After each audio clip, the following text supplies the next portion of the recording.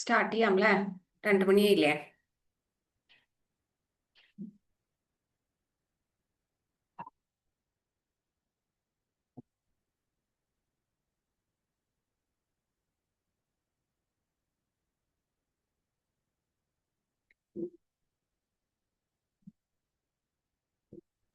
Okay ചേച്ചി, start ചെയ്യാം. Start ചെയ്യാം. Okay.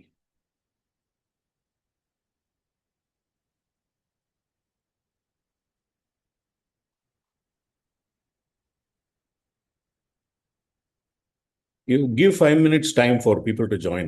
People are not joining. 32 Yeah. participants. Just give 5 minutes, 5 more minutes for people to join. Yeah. Okay, no problem.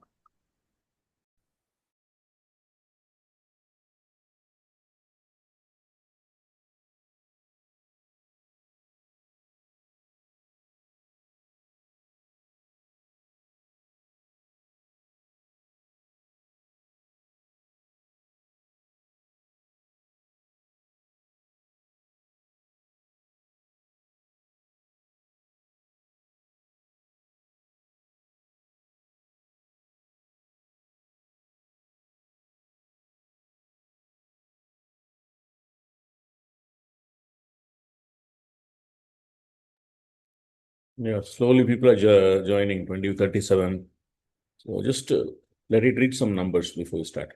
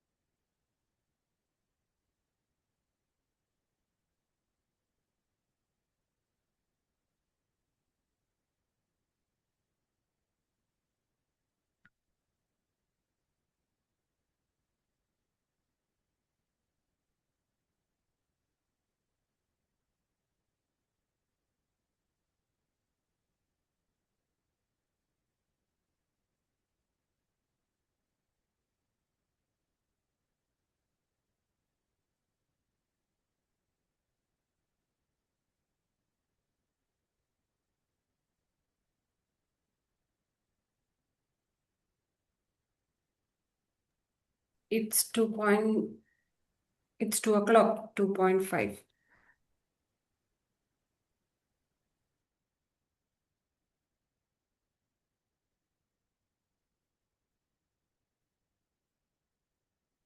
The 55 participant, 57, it's anything. Okay, you can start slowly.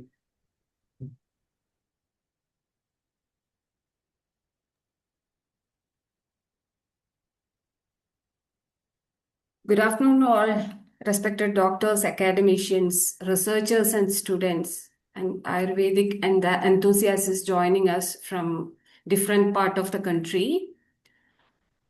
On behalf of SNA Oushadhasala and Unnimooss Foundation, I warmly welcome each one of you to another enriching session of Oushadha Sameeksha, monthly Ayurveda webinar series 2.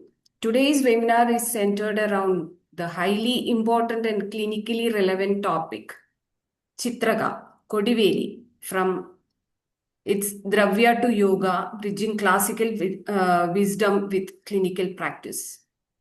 This academic initiative aims to bring together traditional Ayurvedic wisdom, contemporary scientific understanding, and practical clinical application on a common platform. SNA Oushadhasala, with its proud legacy dating back to 1920, continues its mission to preserve and promoting authentic Ayurveda through education, research, clinical discussions, and quality medicine manufacturing. We are delighted to witness the enthusiastic participation of Ayurveda physicians, academicians, students, researchers, and wellness professionals in today's session.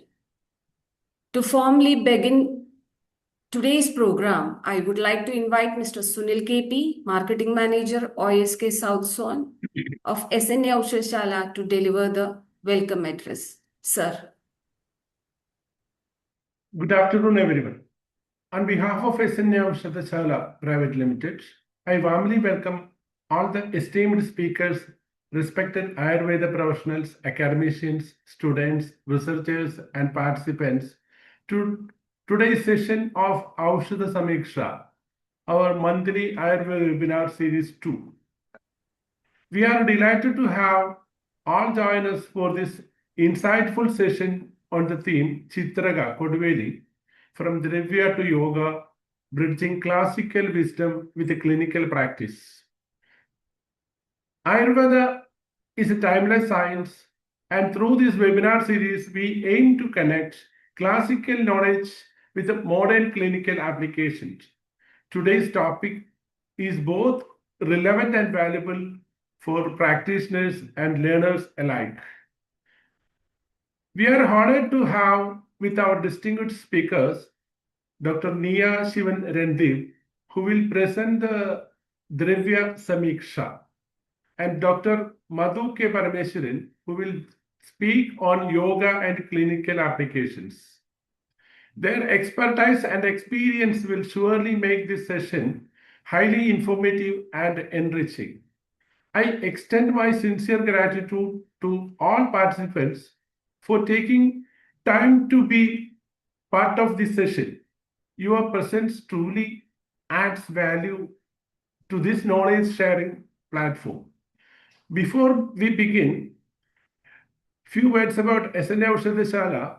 SNA Oushadhasala is a 106-year-old traditional Ayurveda manufacturing company from Thrissur, Kerala, now run by 5th generation. We are manufacturing more than 450 pure Ayurveda medicines, and the products we are distributing in pan-India level and also in international markets. I request all the participants to stay engaged throughout the session and make use of this question and answer segment at the end. Now, without further delay, let us begin today's webinar. Thank you, and wishing you all a very informative session. Thank you. Thank you, sir. We now move into the academic sessions of today's webinar. The first session is Dravya Sameeksha, focusing on the detailed understanding of Chitraka, Koduveli, from the perspectives of identification, classical references, sourcing, quality aspects, and current research insights. It is my pleasure to introduce our first speaker, Dr. Nia Sivan Randeep, MDIU. She is currently serving as a research scientist in R&D division of Akai Naturals in Ingredients Private Limited, Cochin, Kerala. She has been actively involved in Ayurvedic research and scientific explorations of medicinal plants with a special interest in connecting classical Ayurvedic concepts with modern scientific perspectives. Today, she will be delivering the session on Dravya Sameeksha of Chitraka Athva Koduveli. Doctor, we are honored to have you with us today. Over to you, Doctor.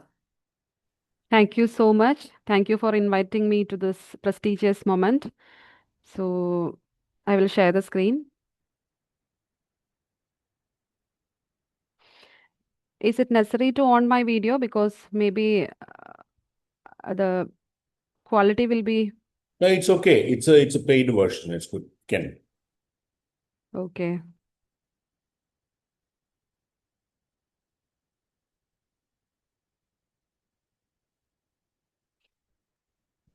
Is the slide is visible? Yes, yes. Okay. So today in this seminar, we will be in the first part of the seminar, we will be dealing with the Chitraka. I will be presenting an overview of this particular Dravya. So these are the contents. We will be going through the introduction, botanical source, etymology, up to research work we will be dealing. So as an introduction, when we are talking about the Dravyas in Ayurveda, we need to look from the Vedic period itself. So up to 7th century AD, it is considered as Vedic period. And when we are looking into the Vedas for the reference of Chitraka, we couldn't find any references in Vedic period. Okay, so that is the first fact that we cannot find any references from the Veda regarding Chitraka. But coming to the Samhita period, from Samhita period onwards, we can find so many references in Ashtanga Hridaya, Charaka Samhita, Susruta Samhita, and that is the Samhita, the prevalent Samhita that we are following in Ayurveda. Okay, and coming to the after 16th century AD, it is Nikandukara. So when it comes to the Nikandu period, we are having a lot of information regarding Chitraka and its varieties. Okay. So as an introduction, as we all know, the first quote is from Charaka Samhita, Yajjaha Sutasthana Yajjaha Purushiyam. So it is considered as an Agra Oushadha for Deepaniya, Pajaniya and Guda, Shodha, Arsha, Shula, Harana. It is stated like Chitraga Moolam. So the useful part itself is denoted in that particular sloka. So Moola we are using. And Chitraga Moola, it is Deepaniya, Pajaniya, Guda, Shodha, Arsha, Shula, Haranam, Sreshtam. So it is the reference is from Yajjaha Purushiyam, Charaka Samhita Sutrasthanam. And we know these, there are so many ganas and vargas are mentioned in Ayurveda, and Chitraka is one among the Trimadas and Panchakola and also Shadushana. Okay. So while studying a Dravya, we know we need to learn it from the Nama Rupa Vijnanam. Okay. So in the initial part, we are moving with the Nama Vijnana. So the Nirukti of Chitraka. What is Chitraka? What is that root word called? So Chitraka Chitra Vyakhya Chida idi loge prasiddha tat bedagaha yadoktam priya nikhandau. Chitra Vyakhra Nibo Binati Behusho Gulmandaha Chitraka idi. The root word itself means that that's a very potent Dravya. Chitraka is a very potent Dravya, and Vyakhra Nibam. So that itself mentioned that deep-rooted doshas or deep-rooted doshas are actually eliminated by Chitraka, by the action of Chitraka, and it itself denotes the potency of that particular Dravya. So it is very potent and it tears of unwanted growth like gulma. Okay, so the root word itself gives the indication of that particular Dravya. So wherever we are having a deep-rooted dosha or dosha dhatu sammurchana, at that time or at that condition we can use Chitraka. Okay, and it is very sharp like a spotted leopard. So that is Vyakhra. That Vyakhra is a leopard. Okay, is comparing with the leopard. So then comes another nirukti is there.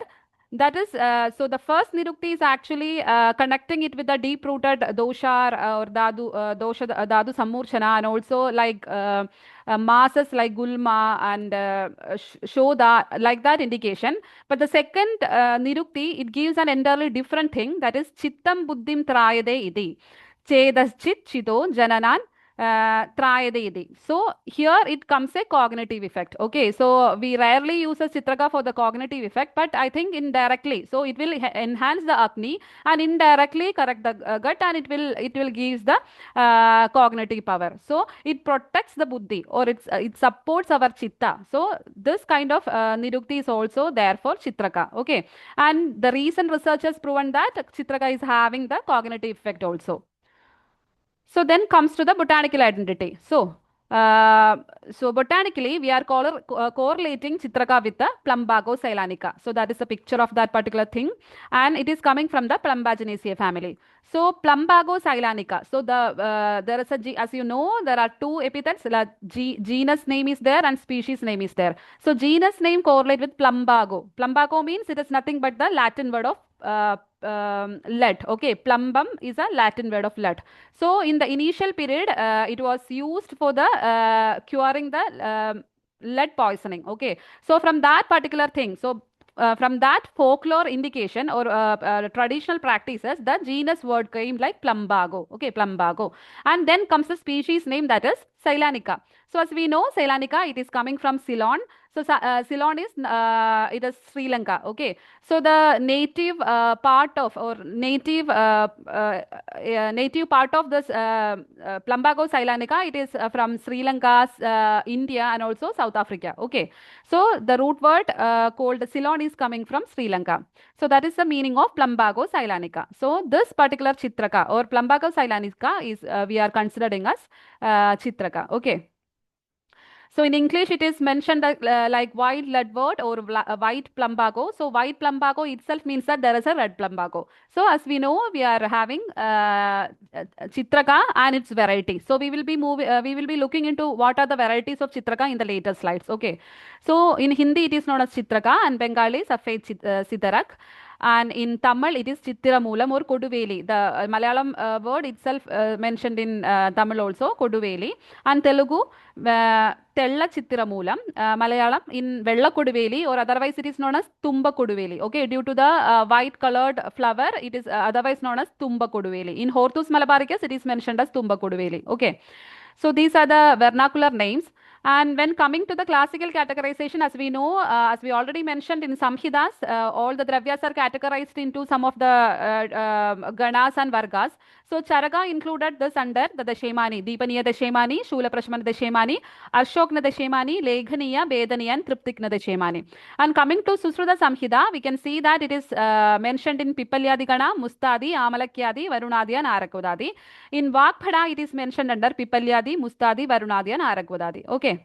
And coming to the Nikandu period, Bhava-Prakasha Nikandu, it is mentioned in Haridakyadi Varga. In Dhanvantari Nikandu, it is mentioned in Pushpadi Varga.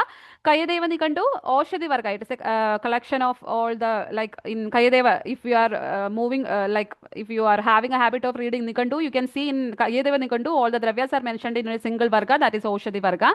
And in Madanapala Nikandu, it is Shundyadi Varga. Shaligrama Nikandu, it is Haridakyadi Varga. And Raj Nikandu, it is Pipalyadi Varga. Then we know in Ayurveda how we are studying a Dravya. Basically we are getting the knowledge of a Dravya basically from its paryayas. Okay. So Acharya has given so many paryayas for this particular Dravya. And we know we can identify the morphological characters, the indication, or the how much potency the Dravya is having. Everything can be collected from, or can be interpreted from the paryayas they are giving. Okay. So the first one is Agnika. So it says that Agni Tulya Ushna Sparshe. Sorry. Agni Tulya Ushna Sparshe Viryacha. So it's like a fiery thing, and it will give the hot potency not only by in touching but also by in the internal administration also. So both Virya and Rasa can be Virya and Guna can be getting from this particular paryaya. Okay, Agni Tulyaha Ushna Sparshe Viryacha Dahakrit Spodakritcha. So Acharya is giving a hint that it is a potency, it is having a very high potency, and it will give a Dahakrit and Spodakritcha. So the blistering will be there. Okay, and Acharya giving the idea from the paryaya itself that it is a toxic plant, or you need to do the precautions while handling with this particular plant. So that is the beauty of Nama Vijnana in Ayurveda. Okay, especially in Dravya Guna Vijnana, by knowing the paryayas itself, it will give an enhanced idea about the Dravya. So it says that it can be there can be chance of burning and also Spodakricha. Then comes Anala Nama. So Anala Nama Agni Sapnyaha Tatulyo Dibana Tishnascha. So everything that is, or every Nama that is related with an Agni can be correlated to Chitraka. Okay, and all synonyms of Agni is referred to this particular plant. And then comes Ushana. Again, it is giving the importance that it is Acharyas are mentioning that it is Ushana. So you need to take care of that. It is Kadu Pagi and Kadu in Rasa and Paga. So there comes the indication of Rasa Panchaka. Okay, they are sharing that it is Kadu Rasa and also in Kadu Vipaga. Okay, then comes Jarana, okay, Jarayadi Annamidi. Then the therapeutic effects they are mentioning. So it helps for the digestion of the food. And then comes Vidaraga, Dru Vidarane Tishnasya. Due to Tishna property, it helps for the Bedana. Again, karma they are giving. It is having the Bedana effect, and also it can tear up the accumulated lumps, okay, especially for Gulma and such condition and Narsha condition. It is having a Vidarana effect. And then comes again Deepak. Deepaka means Agni Deepana. Again, Ushna Virya, and it stimulates the digestive fire. Then comes Dvipi, Patin and Vyala. All these three synonyms are actually mentioning that it is very powerful and it is very effective in the deep-rooted diseases. Okay, so Dvipi, it is Vyakra Tattvat Bedakaha. Padin means Sahasra Damshto Malsyatsa Tattvat Vidaragaha. Again, all these, and Vyala, for Vyala it is Himsra Jandu Tattvat Bedakaha. So all these significance that it is Ushna Virya, and it is very powerful and can be used for the deep rooted dosha sangatas. Okay. So then comes variety. So Nama we already mentioned. So now comes to the varieties and Rupa Vijnana. Okay. So varieties in the first thing I need to mention, it is in Ashtanga Hridaya, Rasayana Vidyadhyaya. Okay. Uttarasthana, like while mentioning about Uttarasthana, while mentioning about Rasayana Vidhi, Acharya gives that there are three varieties of Chitraka are mentioned. Okay. Yadaswam Chitrakaha Pushpejnyaha Pita, Asita, Sita. Okay, there are Pita, Sita, and Asita. So there are three varieties of Chitraka. It is mentioned in Ashtanga Hridaya. Yadotaram Sagunavan Vidina cha Rasayanam. So it is mentioned in the Rasayana video of Ashtanga Hridaya. Okay. And when we are looking for the botanical identity of P, the Chitraka, we cannot find. There are around 23 species of plumbago species are there in the world, but we cannot find an exact yellow-colored flower anywhere. Okay, so sometimes it may be due to the sunlight availability, or due to the geological variation where it is planted. Maybe due to some some color variation can be seen. So till now we cannot identify what is the actual P, the Chitraka. Okay, Sita and Asida we can little what we identified, but the other thing Pida we cannot identify it yet. Okay, so while coming to the Nikandu period, you can see in Ashtanga Nikandu, Shweda and Rekta varieties are mentioned. So Shweda variety, it is Plumbago Ceylanica, and Rekta variety, it is Plumbago Indica. That we will be discussing in the coming part. Okay, in Dhanvantari Nikandu also it is mentioned Krishna Chitraka. Okay, it is Krishna Chitraka and Neela Chitraka. It is mentioned in Dhanvantari Nikandu, where he doesn't give any mentioning about the Shweda Chitraka. And coming to the Saraswati Nikandu also, Shweda and Rekta are mentioned. In Bhavaprakash Nikandu, Shweda, Rekta and Neela are varieties are mentioned. Okay, so these are the consolidated varieties mentioned by various Nikandukaras. Then botanically, when we are coming into the botany, we can see Shweda variety of Chitraka is correlated with the Plumbago ceylanica, and Recta variety is correlated with the Plumbago rosea, or synonymously we are using Plumbago indica. So both are paryayas. Okay, Plumbago rosea or Plumbago indica. And coming to Neela, we can see there are Plumbago capensis, or otherwise known as Plumbago auriculata. So these are the three varieties of Plumbago species, that is Recta, Neela, and Shweta. So coming to the Neela Koduveli or Neela Chitraka, as we know, there are having so many controversial stories or myths behind this blue variety of Koduveli or Chitraka.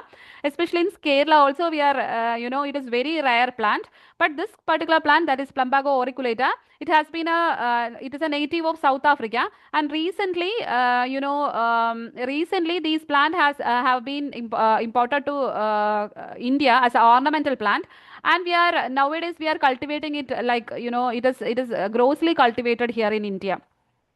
And also especially the gardeners, like the people, those who are running the nurseries, we can find there are so many different variants of these blue, dark blue to light blue colored, and these people are given so many names also for a particular plant based on the variants of the blue color. Deep sea blue variety, like that they are giving so many names, and they are selling like anything. Okay, so here in Kerala we are having this a concept that it is a very rare, and it's no, it's a rare piece, so people are buying it. Okay, and these nursery people are actually selling it like anything, because we always go behind the fantasy things, so we people are going and buying these things, and we are planting it in our home. But but there are, we cannot totally say that this is the actual Neela Chitraka. Okay, there are so many other species of Plumbago in which there are very dark blue colored flowers are there. Okay, so like Plumbago pulchella is there. So there are around 23 Plumbago species are there. But we can confirm that the Shweta Chitraka is Plumbago ceylanica and Recta Chitraka is Plumbago rosea. And currently we are considering the Neela Chitraka as Plumbago capensis. Okay. So controversies regarding the source. As I mentioned, there are three varieties. That itself is a controversy. And as we know, when we are coming to the Dravya and its identification, in India, we are considering our Ayurvedic Pharmacopoeia of India. So you people will be knowing about Ayurvedic Pharmacopoeia of India. And in Chitraka is mentioned in the first volume itself. And the panel of, there is a Pharmacopoeia committee, and they have decided, or, it is considered as Plumbago ceylanica is the actual source of Chitraka. Okay. But, in Kerala also and all over India, Plumbago rosea is also being used instead of ceylanica. Okay. So this is Plumbago ceylanica. So we will be moving into the morphology. So it is a very common, shrub in the scrub jungles and wastelands and also fallow lands. It is seen, and up to 1,400 meters throughout tropics and subtropical area, we can find this particular plant, and it is widely distributed in India. In India, basically throughout the plains and lower hills, we can find this particular plant, and also nowadays those farmers are cultivating here. So cultivated form is also there, and it is very common in Sri Lanka, Southeast Asia, and also in Africa. So all the Plumbago species are there in South Africa also. So as we know, at the earlier times, it was a single continent, a supercontinent. So in which the Africa and India, the Madagascar and everything was as a single continent. So it was separated at that time. So we can find the traces, some of the plants that we are very familiar or very,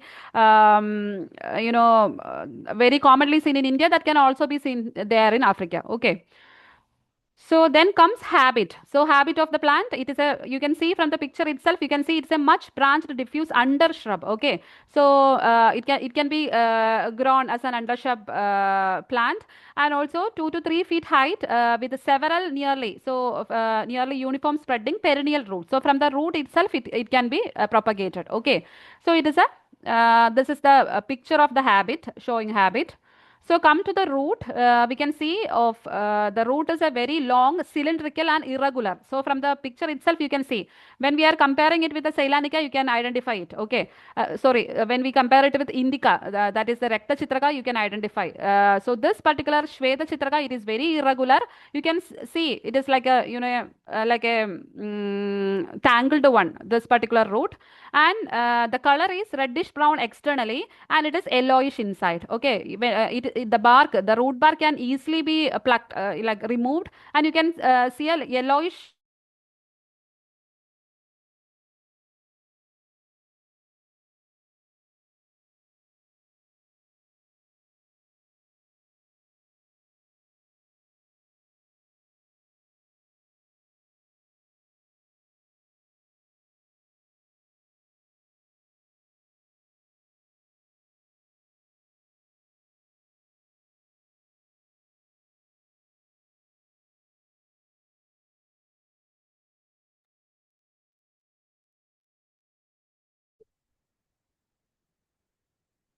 Any issues?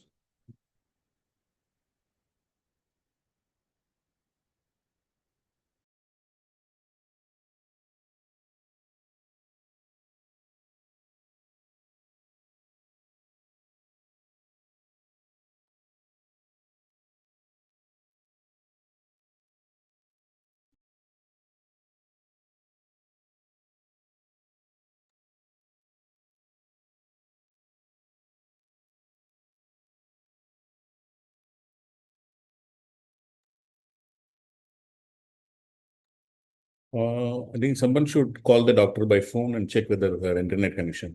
A doctor is here. Sir, doctor, your voice is not coming. Okay, am I audible now? Yes. Yes. Oh, okay, so from which slide I was out? From the root? Yes, from the root, yellow color. Yes, Okay. 19th slide. Okay, thank you. Please let me know. I couldn't understand if I am out because I am only seeing this particular slide. Okay. Yeah, definitely. Please make a call. I have my phone with me. Okay. Yes. Okay. Okay, so the yellow colored thing will like a sap will come out, and that is enriched with the plumbagine. Okay. So then comes the stem. So you can see in the picture itself, it is striated stem. You can see the groove here. Okay, grooved, channeled or grooved. It is here the stem, and it is somewhat woody. Okay, it is woody. And coming to the leaf, it is simple leaf. You can see simple leaf, alternate and exstipulate, and it is having a very short petiole. And the margin means the leaf margin. You can follow my cursor. The leaf margin is very much wavy, and it is enter. Okay, and then coming to the petiole. So petiole, you can see here. Okay, petiole is again channeled. You can see the stem grooved or channeled from this picture very clearly, and sometimes it will be winged. So especially when coming compared to indica, plumbago indica, it is in indica, it is very much amplexicol. Amplexicol means it is hugging the stem. It is like the petiole is hugging the stem. But in case of indica, it is not that much amplexicol, but it is often auricled. Okay, you can see like clasping the stem.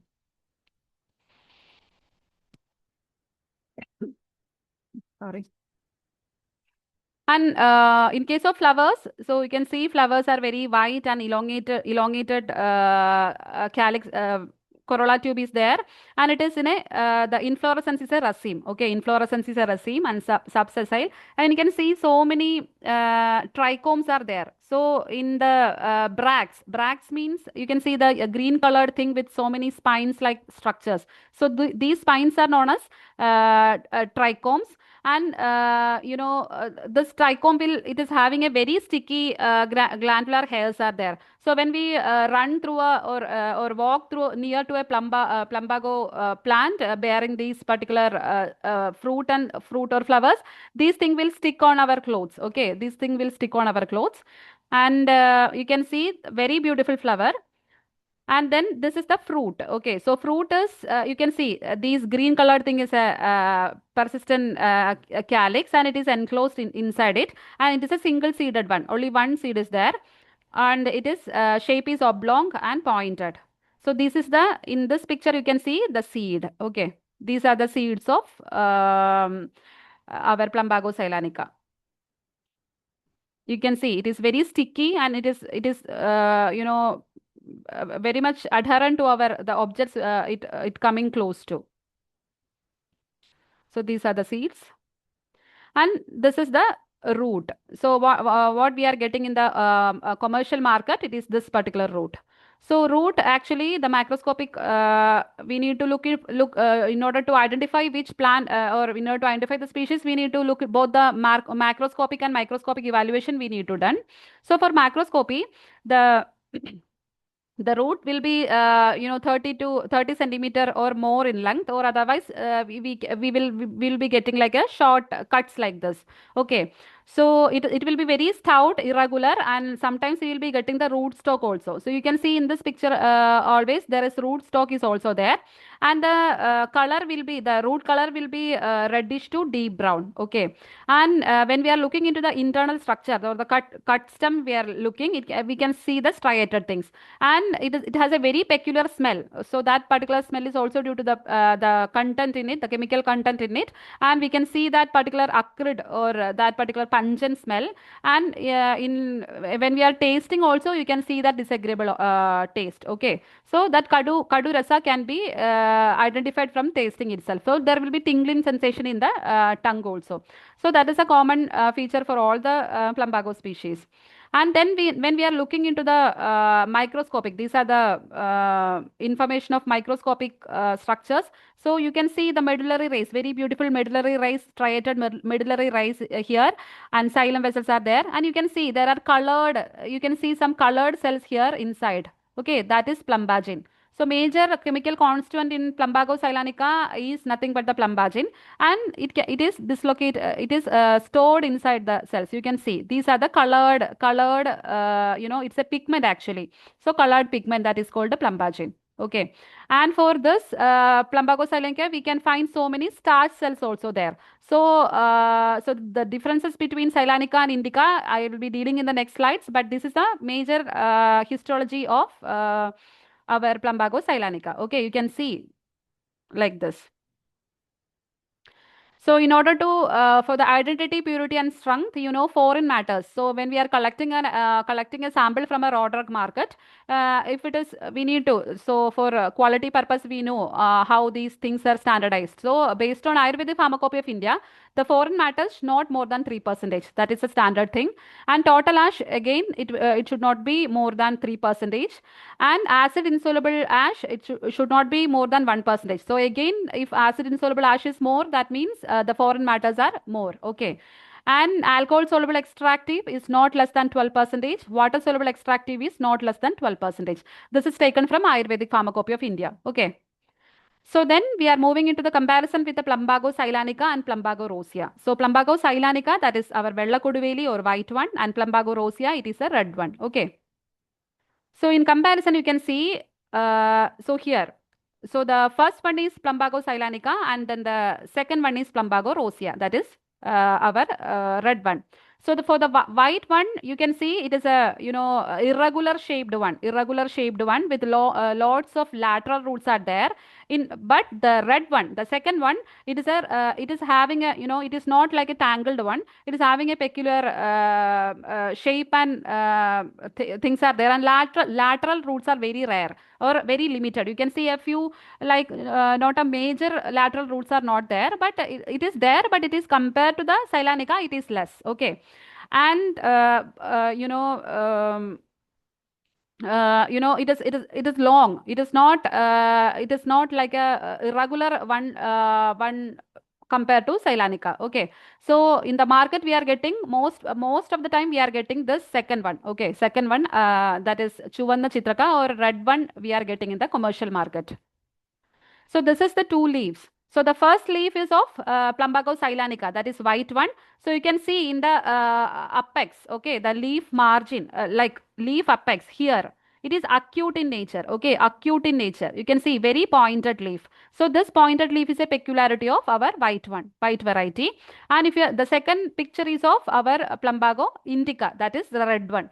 So red one, you can see it is obtuse. Okay, it is obtuse. So that is the difference. Here it is acute and here it is obtuse. So from looking into the leaves itself, we can identify. And also one more thing is there. Compared to the red one, the white one is a very smaller leaf. Okay, smaller leaf. For the white one, for the red one, the leaves will be very big compared to Ceylanica, the white one. So from the picture itself, you can identify. And then comes the flower. So flower, from the flower color itself, the Ceylanica is white one and the Rosea is a red one. And compared to the Rosea, the Ceylanica, the white one are actually bearing very small flowers. Okay. The red one actually are very big flowers. You can see if you are looking into the raceme inflorescence, you can find that red one is a very big flowers, bearing very big flowers, while the white one is having a very uh, small flowers. Okay. So these are the pictures I have taken from Hortus Malabaricus. As you know, Hortus Malabaricus is a compilation of Malabar flora which is written in 17th century AD. So in that also it is mentioned like the white one is mentioned like Tumba Koduveli and the red one is mentioned like Chetti Koduveli. So the first picture is of white one and the second picture is of red one. So in this picture itself you can find the leaf shape is different. Here it is a very small leaf in which the painters have they have drew it like a very small leaf, and here it is a very big leaf, you can see. Okay. And then comes the histology, comparison of histology of the root. So if we are getting two roots with you and you need to identify which is the Ceylanica and which is the Rosea. So when we dissect and when we are viewing under the microscope, you can find it like this. So here it is, the first one is indica. Okay. In the previous slides, the first one was the white variety, but here in this slide, it is red variety. Okay. Please note that. So this is Plumbago indica. It is written as a footnote here. You can see in which the starch cells are absent. Okay, here look into the second picture. You can see in the second picture there are lot of starch grains are there. That is the actual identifying feature while doing the histology part. Okay, while taking the session and under the microscope, you can find so many starch molecules in the Plumbago Ceylanica, where starch molecules are absent in Plumbago indica. Okay, that is a major difference between here. Okay, and phloem fibers are also absent in Plumbago indica. So these are the difference between histological part of the roots of Plumbago Ceylanica and Plumbago indica. And then comes to the Rasa Panchaka. So here Rasa Panchaka, it is again standardized. Rasa Panchaka is mentioned in Ayurvedic Pharmacopoeia of India. As per Ayurvedic Pharmacopoeia of India, it is Kadu Rasa. And most of the Nikandukaras and Samhitakaras are having a similar opinion. As we know, our acharyas have always having a different kind of opinion. But in this case, Chitraka case, all are identify the rasa as Kadu Rasa. Except one, that is our Kayadeva Nikandukara has mentioned it like Tikta. Okay, Tikta Rasa it is mentioned by, along with Kadu, Tikta Rasa is also mentioned by our Kayadeva Nikandukara. And he mentioned due to this Tikta Rasa, it is used for the Pitta Shamanatva. Tiktatva the Pitta Shamanam, like that it is mentioned. So in the annexure, I have detailed about all the slokas or all the reference of this particular Dravya. So you will be getting the reference of Kayadeva Nikandu also there. Okay. So on coming to the guna, it is lagu, ruksha and tishna. Virya, it is ushna. Vipaka is kadu. And action on dosha, basically it is considered as a kabavadahara dravya. And karma, it is having a higher action in Dibana. Okay, Dibana, Grahi property, Pajana, Dipaniya Pajaniyanam, Sreshtam, it is mentioned in Charaka Samhita, and also Shodahara. And it is having a very specific affinity or specific action towards the Rekta, Mamsa, and Medo Dadu. Okay. So this is the Rasapanchaka and karma of that particular plant. So when we are looking into the dose, we can use 1 to 2 gram is mentioned in Ayurvedic Pharmacopoeia of India. And for Quada, it is 25 to 50 ml it is mentioned. And what is there are, as we know, a plant is having two metabolites, that is primary metabolite and secondary metabolite. The primary metabolite is always a carbohydrate or like proteins and everything that we are isolating from the plant part or that we are using as a food. That is the primary metabolite of a plant. The secondary metabolite is actually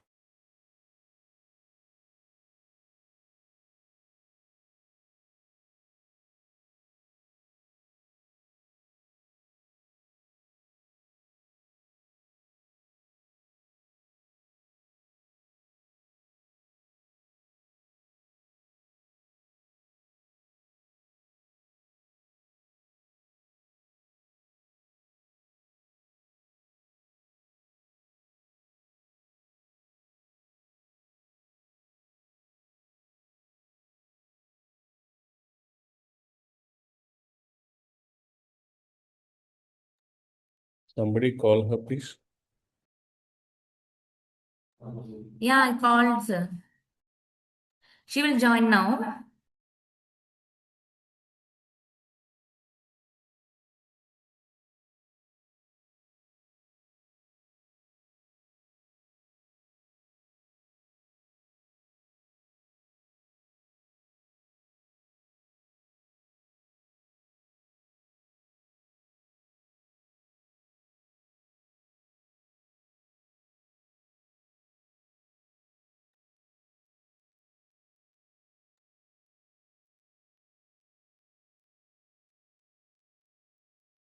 Participants, kindly hold on, and then the technical glitch is there.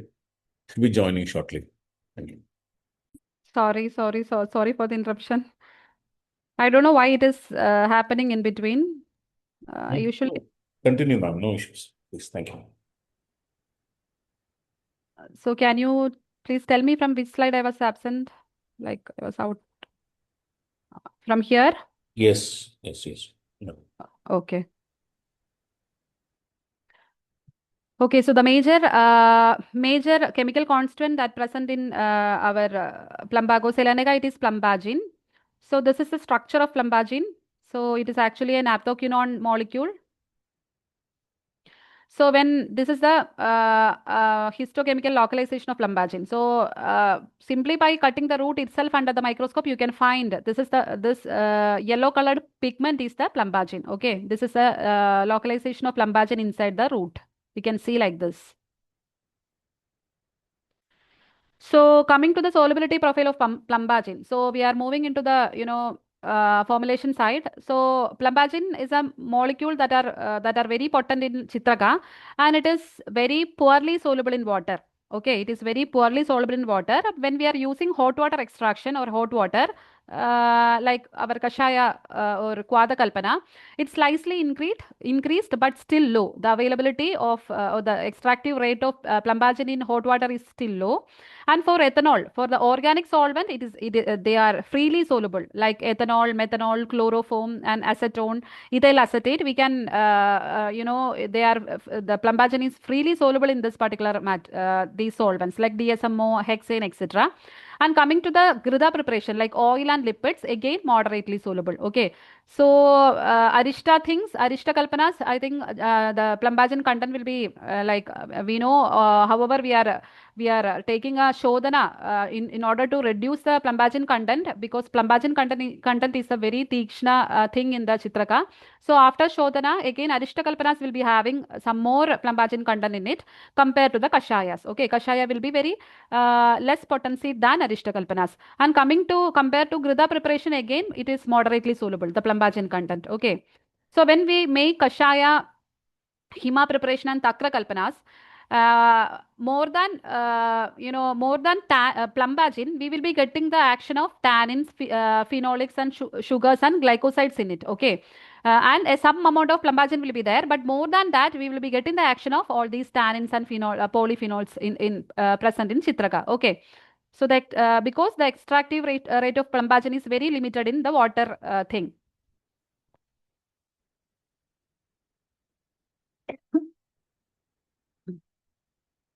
And we know we are getting so many reference of takra kalpanas in takra kalpanas of Chitraka.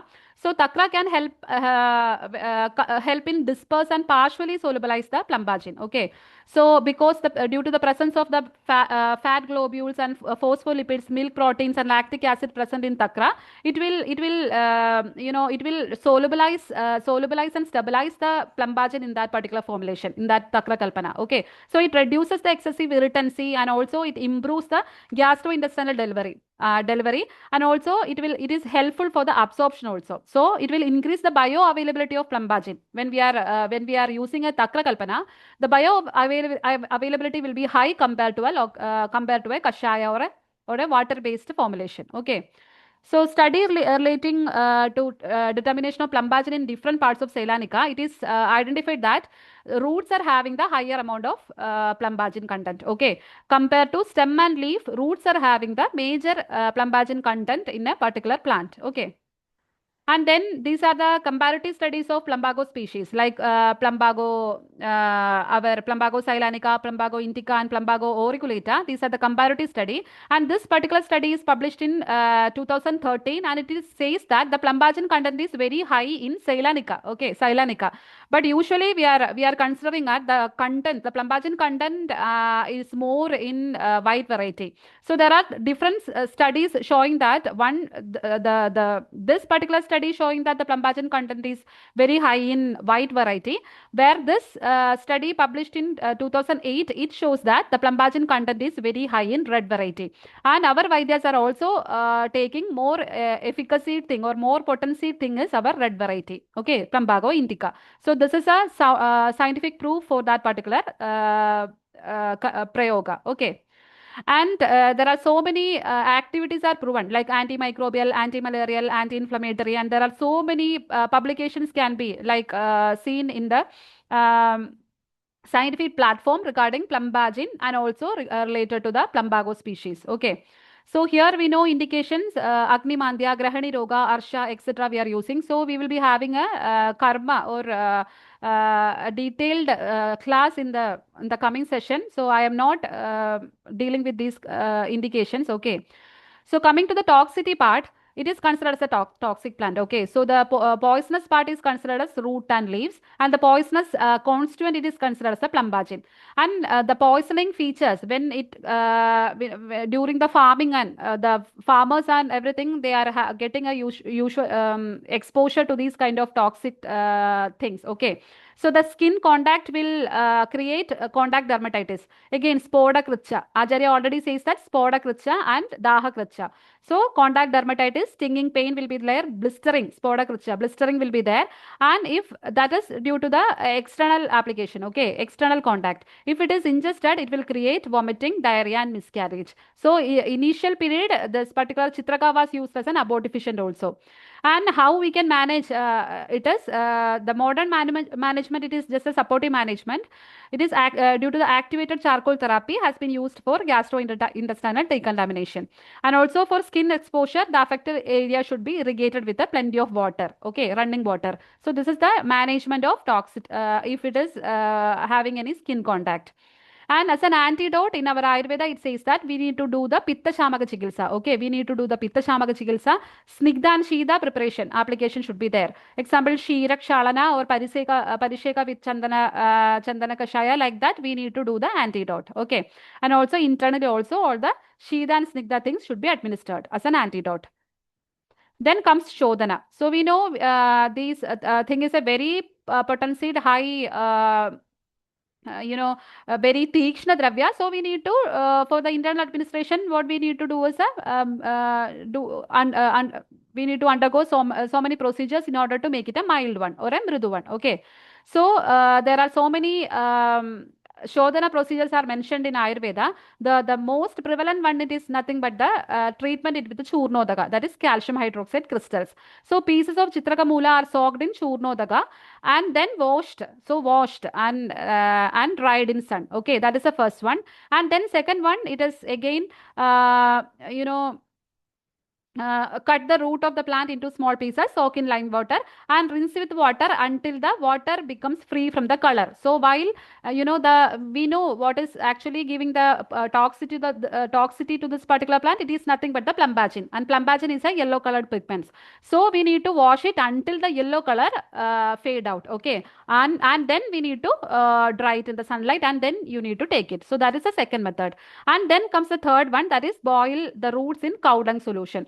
Okay, so these are the three prevalent practices for the Shodhana of the our Chitraka.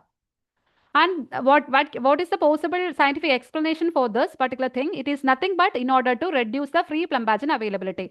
When the plumbagen is coming in contact with the alkaline solution, okay, alkaline medium, then the phenolic hydroxyl compound in it, it's somewhat chemistry is there.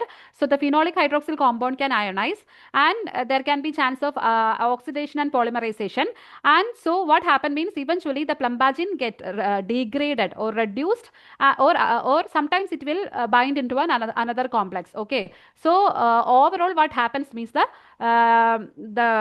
free plumbagin rate will decrease. After the Shodhana, the free plumbagin rate will decrease, and then so it will reduce the skin irritation and all the adverse effect. Okay, so that is a possible reason why we are applying, or why we are giving so many alkaline, like cow dung is there and churnodaka is there. So alkaline environment for this particular molecule. Okay. So then comes the substitute and adulterant. So basically the substitutes we are using is Dandik Kshara and Abamarga Kshara, and also when we are not getting Plumbago cylanica, we are using Plumbago rosea. The roots and root bark of Plumbago rosea is also coming as a substitute.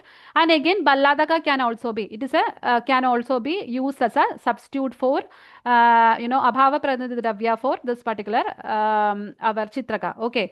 And as an adulterant, we will be getting, as I mentioned earlier, since Cylanica is not that much cultivated, we are getting indica in the market. Okay, commercial market, we are getting Plumbago indica as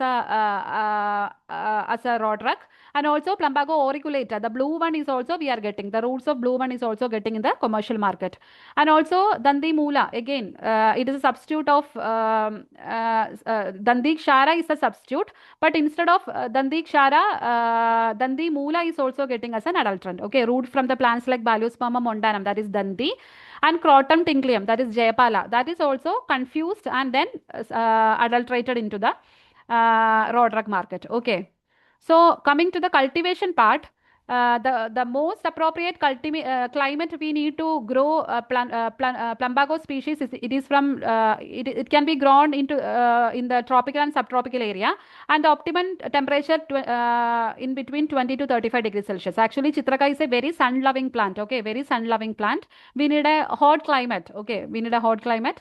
Like not hot, actually a warm and humid climate we need, and the annual rainfall should be in between 600 to 1200 millimeter, and the soil should be sandy loam to red loam. Okay, red loam, and it will be very well drained. Okay, and pH it is 5.5 to 7.5 in between, and avoid water logging. So that is a major thing. If we are planting it in a very water filled area or a water filled land, what happens, or a swamp area, what happens means the root will start to decay.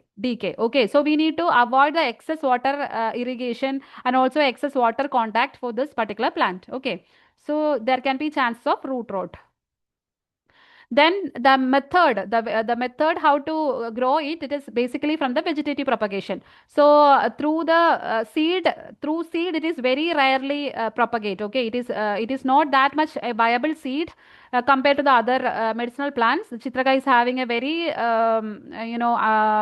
especially the Plumbago indica, the rarely sets with the viable seed. Okay, so we are always promoting the vegetative propagation for these things. So either we can use the root cuttings. Okay, root cutting itself, or the stem cutting can be used. So for root cutting, we need to take 8 to 12 centimeter root pieces should be taken as pencil thick. Okay, the thickness should be as a pencil, like as a pencil thick, and we need to, before planting it, we need to treat it with any kind of fungicides, and then we need to plant it horizontally. Okay, horizontally to 3 to 5 centimeter depth we need to plant.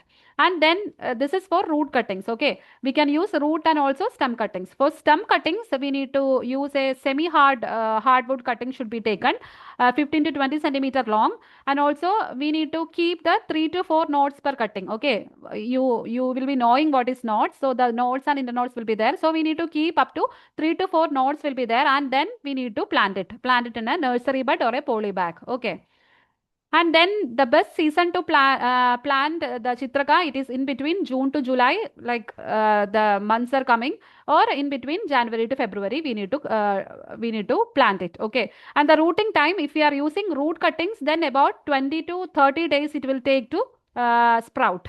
Or if you are using stem cuttings, then around 30 to 45 days it will take to sprout. Okay, and seedlings are ready after like in between 6 to 8 weeks we can replant it.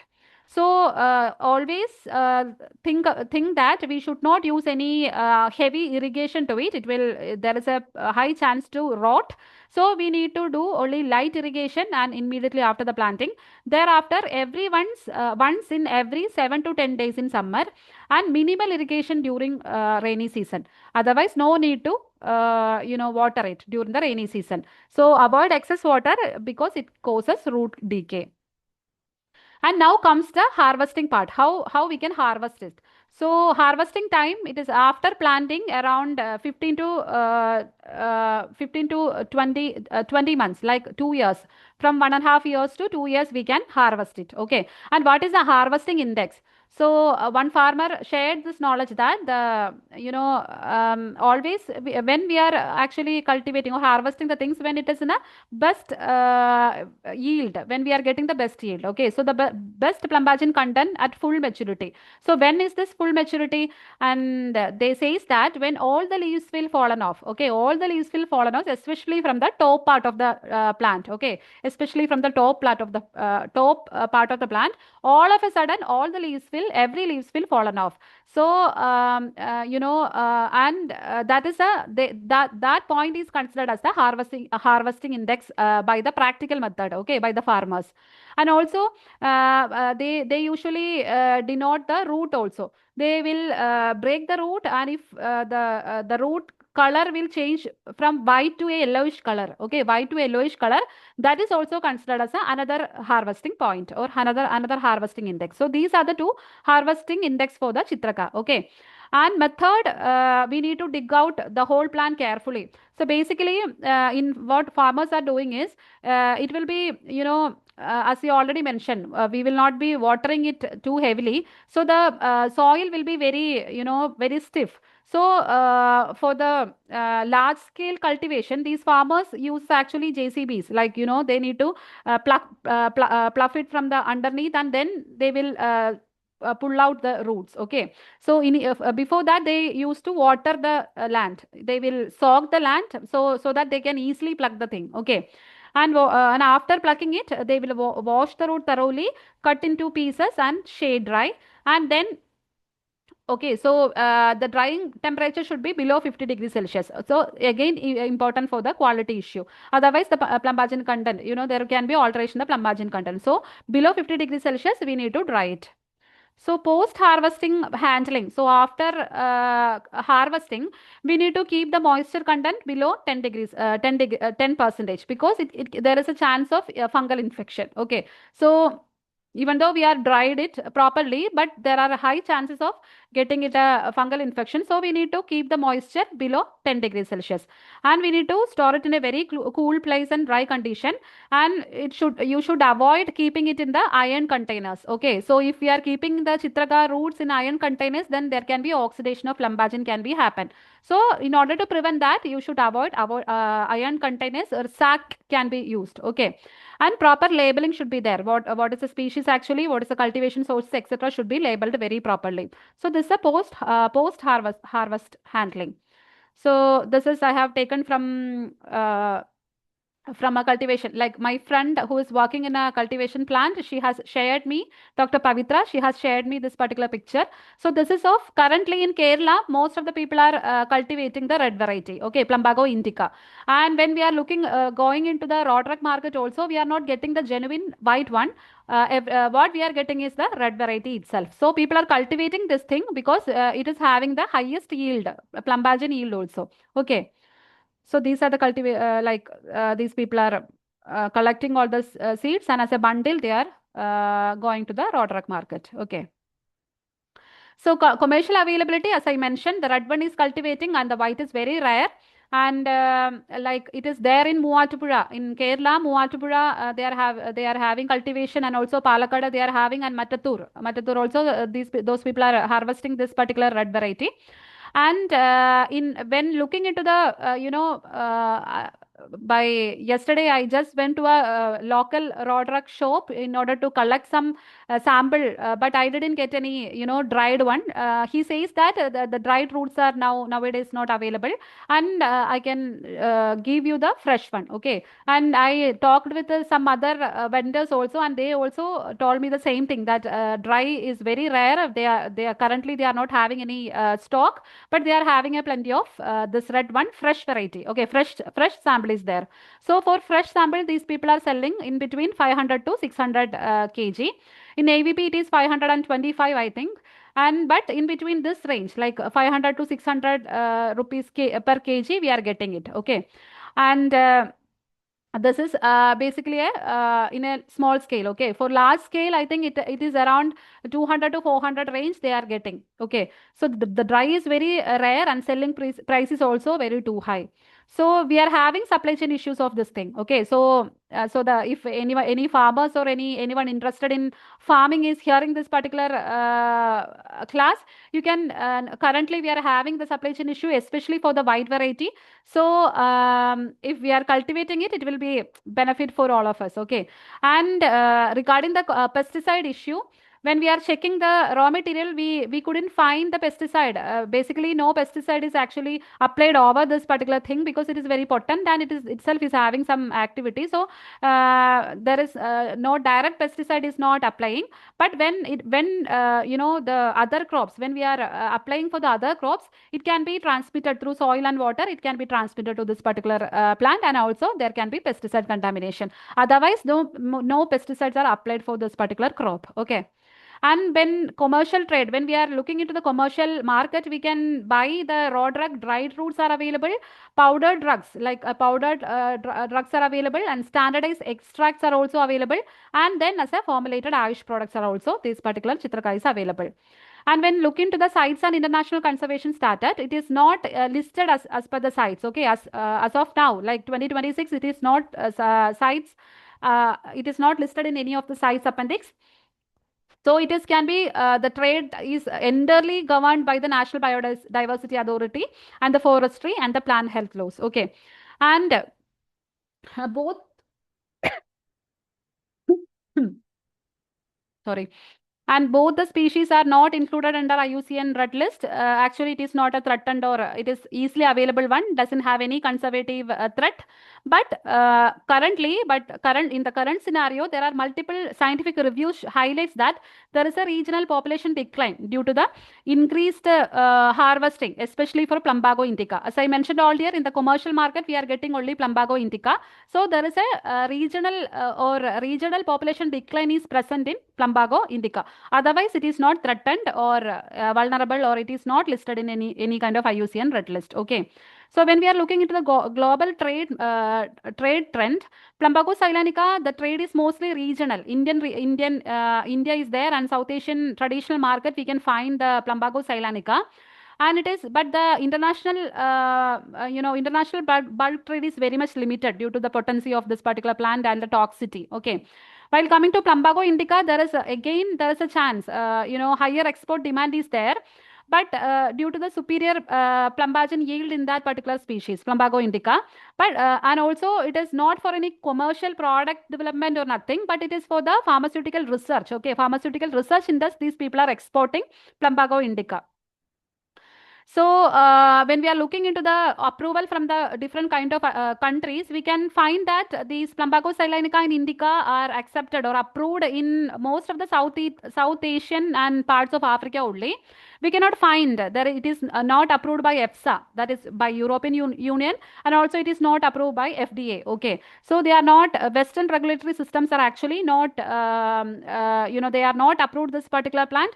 And if we need to introduce into that particular in their market, the European market or US market, we need to approve for the novel food application. Okay, so novel dietary or ingredient like that, we need to hustle, or we need to do the lot of regulatory documents for that. Okay. So coming to the research work based on there is only one single clinical trial I have seen in PubMed. Okay, PubMed, that is basically like from India itself. It is of a Unani formulation in which one of a component is Chitraka. Okay, one of a component is Chitraka. This is published in PubMed. Like it is there in PubMed. Okay, so the clinical efficacy, it is in pityriasis versicolor. It is published. And then there is another research article found in PubMed, that is Journal of Oncology. It is present, in which it is useful for the human tongue squamous cell carcinoma. So in case of research, cancer research, there are a lot of in vitro and in preclinical studies are published for this particular Chitraka. Okay, there are a lot of studies are there, but clinical studies are very rare. Human studies are very, very, very rare. We cannot find any genuine studies on for this particular thing. But there are so many supporting data is there that this is having a very good activity in carcinoma cells. Okay. And this particular Dravya, it is like paper, it is very interesting. It is published in Scientific Reports, Nature. So here, the methanolic extract of Plumbago salonica root anti-arthritic activity, it is proven. So it is a very recent study, 2025 study. Okay, so it is published in Nature. And then again, another study is there where in silico molecular docking study using Plumbago salonica, it is in prostate cancer. So there are so many cancer research published papers are there for this Chitraka. Okay. So the last one I would like to introduce you, that is the ecological importance of our Chitraka. So we have mentioned all the therapeutic activity, all the toxicity, all the trading things, all the commercial things, everything we have mentioned, and this is having an ecological importance also. So you can see a caterpillar on this particular plant. Okay, so this is Plumbago silanica, and here you can see a caterpillar that is of zebra blue. So there is a group of butterfly known as zebra blue, and Plumbago is the host larval plant. Okay, so these particular beautiful butterflies, the larvae are eating these leaves of Plumbago silanica. So very potent leaf, but still it is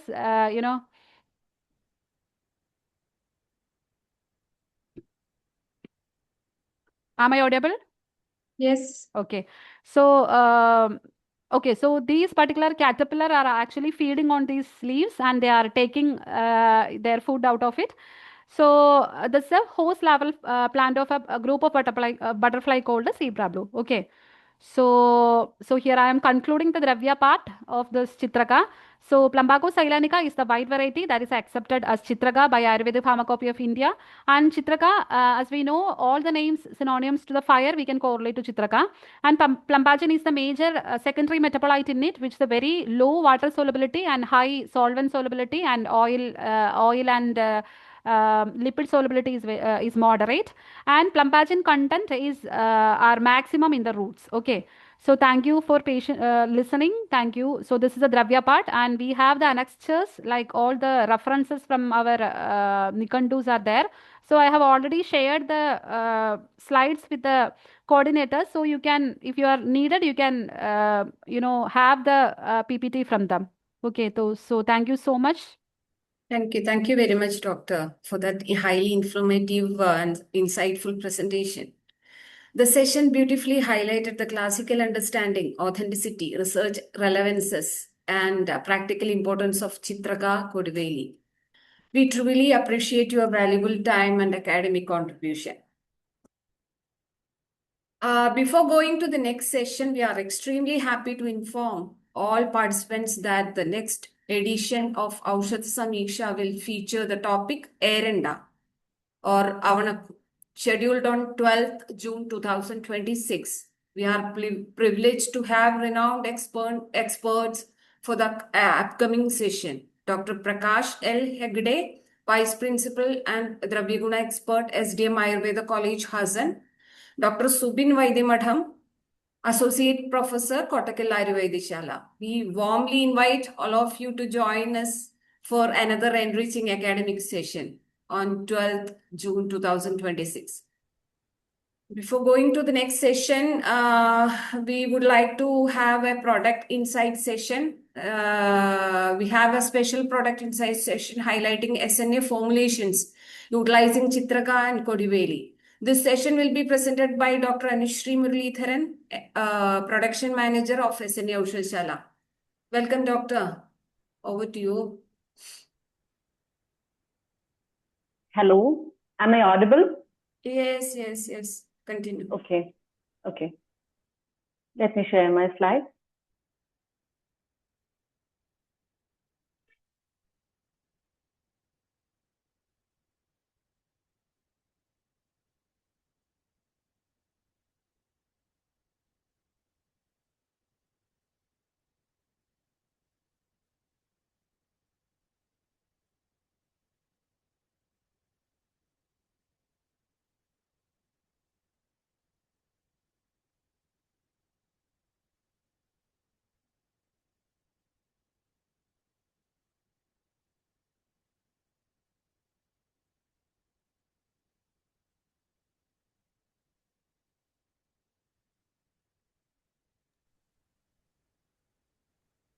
Hi everyone, I'm Dr. Anushree Muralidharan.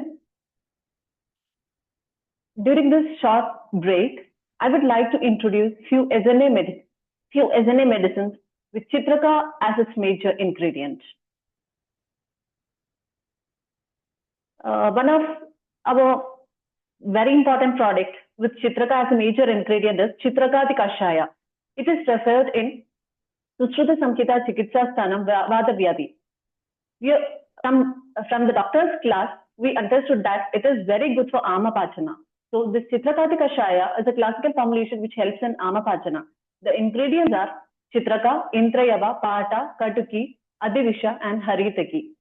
And its dose is 15 to 20 ml Kashaya mixed with 3 times of lukewarm water. Due to time constraints, I'm skipping the sloka.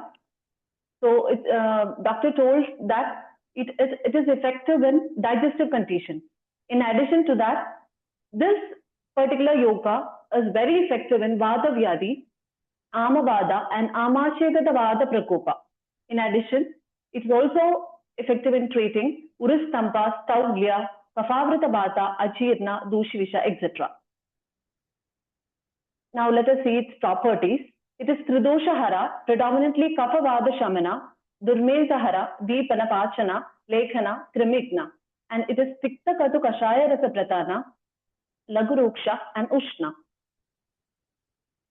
So in addition to its digestive effects, it has also got anti-obesity effects and aids in reducing high cholesterol and inflammation. We have got Chitrakati Kashaya in tablet form as well.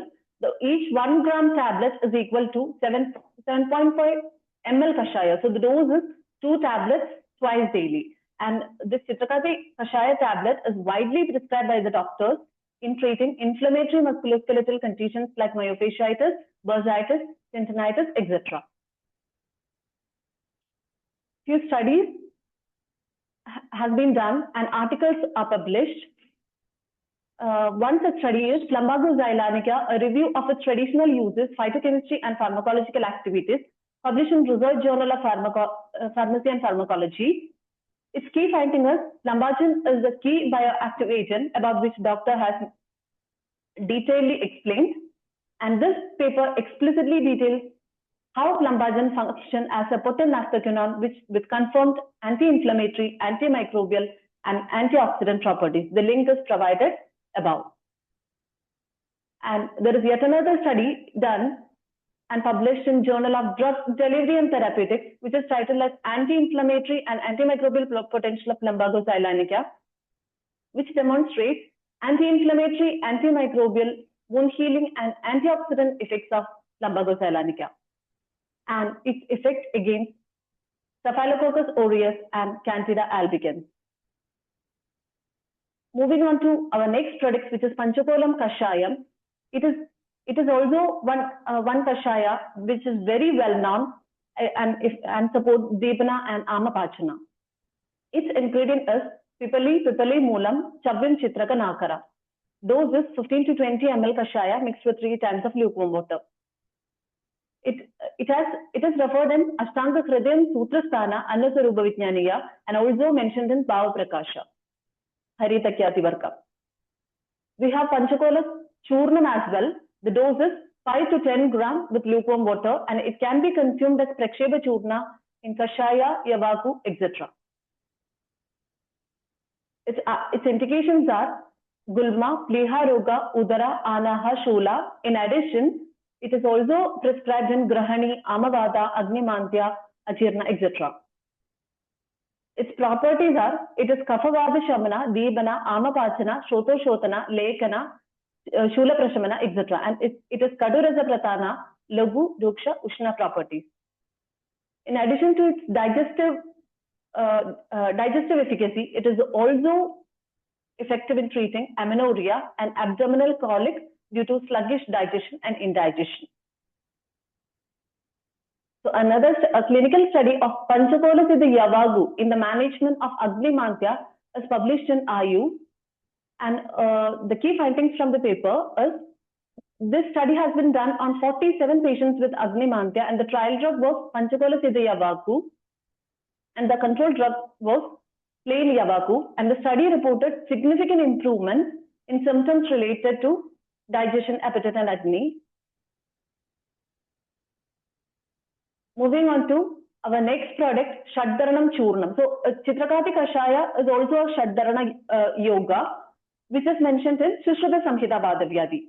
Whereas this Shaddarana Churna, which is also called as Padakarvadi Churna, it is mentioned in Ashtanga Sangraha Kushta Chikitsa. So, what is the difference? Just one drug is different in it. Instead of Abhaya in Chitrakati Kashaya Yoga, here it is Darvi, Berberis aristata. And we have Shaddaranam Gulika as well, which is made by Bhavana, grinding of the above mentioned drugs in Gomutra. So the dose of Churna is 5 to 10 grams, and dose of Gulika is 1 to 2 tablets twice or thrice daily. Anupana, Gomutra or lukewarm water as prescribed by the physician. So in addition to Kushta, it is also prescribed in Arshas, Premeha, Shofa, Pandu, Ajirna, Krami, Dushvisha, Urustampa, Kapavradavada, and Stavlya. And the properties are very similar to that of Chitrakati Kashaya. And one property, Kletahara property, contributes to its Kushtagna action. And it is also Arshogna. And it has got Pikta Katu Kashaya Rasa Pratana, Lagu Ruksha, Ushna, and Tikshna. And Tikshnada will be more when it is done Bhavana in Gomutra. So, in addition to its efficacy in treating skin diseases, it also reduces inflammation in osteoarthritis, rheumatoid arthritis, rheumatic fever, and gout. It also helps in metabolic balance like blood sugar modulation, and it's also effective in hypothyroidism, obesity, and is also known for its antimicrobial action. As doctor told, it is contraindicated in skin disease of Pitta origin, and don't prescribe it for a longer period. Maximum can be 2 to 3 weeks. Otherwise, it leads to Vata Prakopa, which in turn aggravate the symptoms like pain and excessive dryness. Moving on to one study, a clinical study done on Grahani Roga under the influence of Shaddaranam Churnam, which is published in World Journal of Pharmaceutical Research. The clinical trial is done on 30 patients with Grahani Roga, and significant improvement is seen in constipation, diarrhea, abdominal pain, appetite, lethargy, and other digestive symptoms. So the mechanism of action is, it restores Agni, reduces Ama, and balances dosha, which eventually corrects the IBS symptoms. Another study, a critical review on action of Shaddaranam Churnam in Koshta, published in International Journal of Ayurveda and Pharma Research. Key findings from the paper is, it acts on Koshta, especially Amasya, and improves Agni, and reduces Ama, and promotes the Anuloma Vata. And this study also explains the marker compounds in Shaddarana. So the marker compounds in Shaddaranam are Plumbajan, Berberin, and Apazayanan from the source of Chitraka, Daruharidra, and Katuki. And all these 3 marker compounds contribute to its anti-inflammatory and antimicrobial properties. Moving on to one other product of SNA Oushadhasala, Chitraka. Its reference is Ashtanga Hridaya Shvitra Chikitsa. It is also known as Gomutrasava, and it primarily focuses on digestive and metabolic correction, and also effective in skin disease. Its ingredients are Chitraka and Trikatu. So Dravya is Gomutra and Madhura Dravya is Madhu, and its dose is 15 to 30 ml twice daily after food. In addition to its efficacy in treating Shvitra, it is also effective in treating Kushta, Udara, Gulma, Krimi, Visha, Amavata, Savya, and Ajirna. So the properties are very similar to the properties I mentioned before. And it has got Lekhana, Kushtagna, Vishahara properties. And it also supports digestion and metabolism, has got anti-obesity effects, and helpful in reducing cholesterol. So Chitraka is a very effective and very much prescribed asaba in Shvitra cases. And we have got two more additional medicine. SNA Oushadhasala got two more additional medicines for Shvitra Chikitsa, which I am just mentioning now.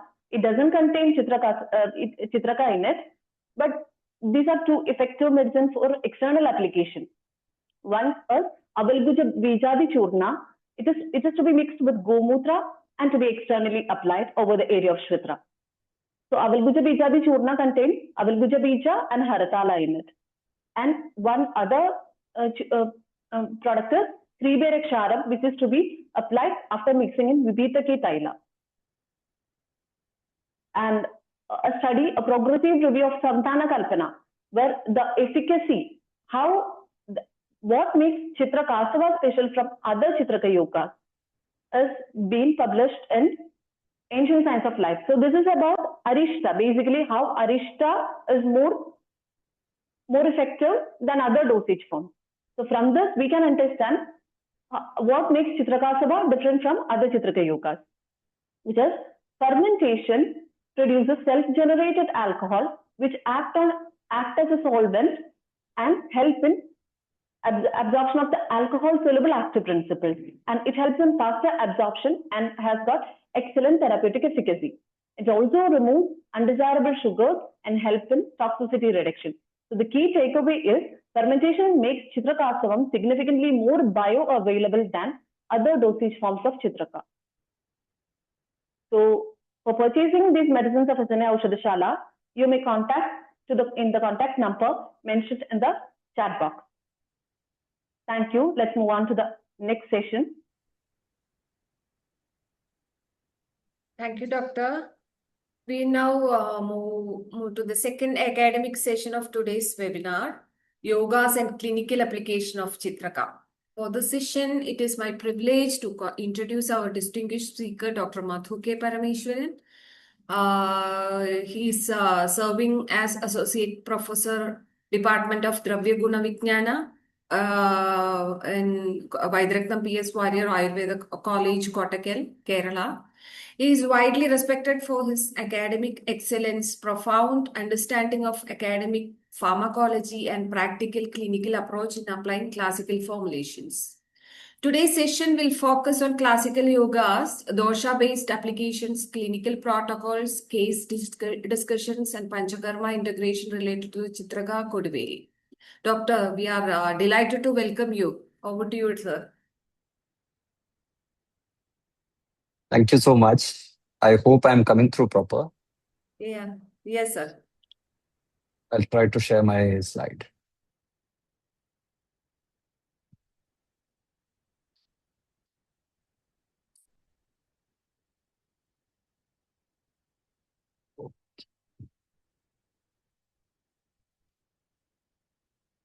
Yes.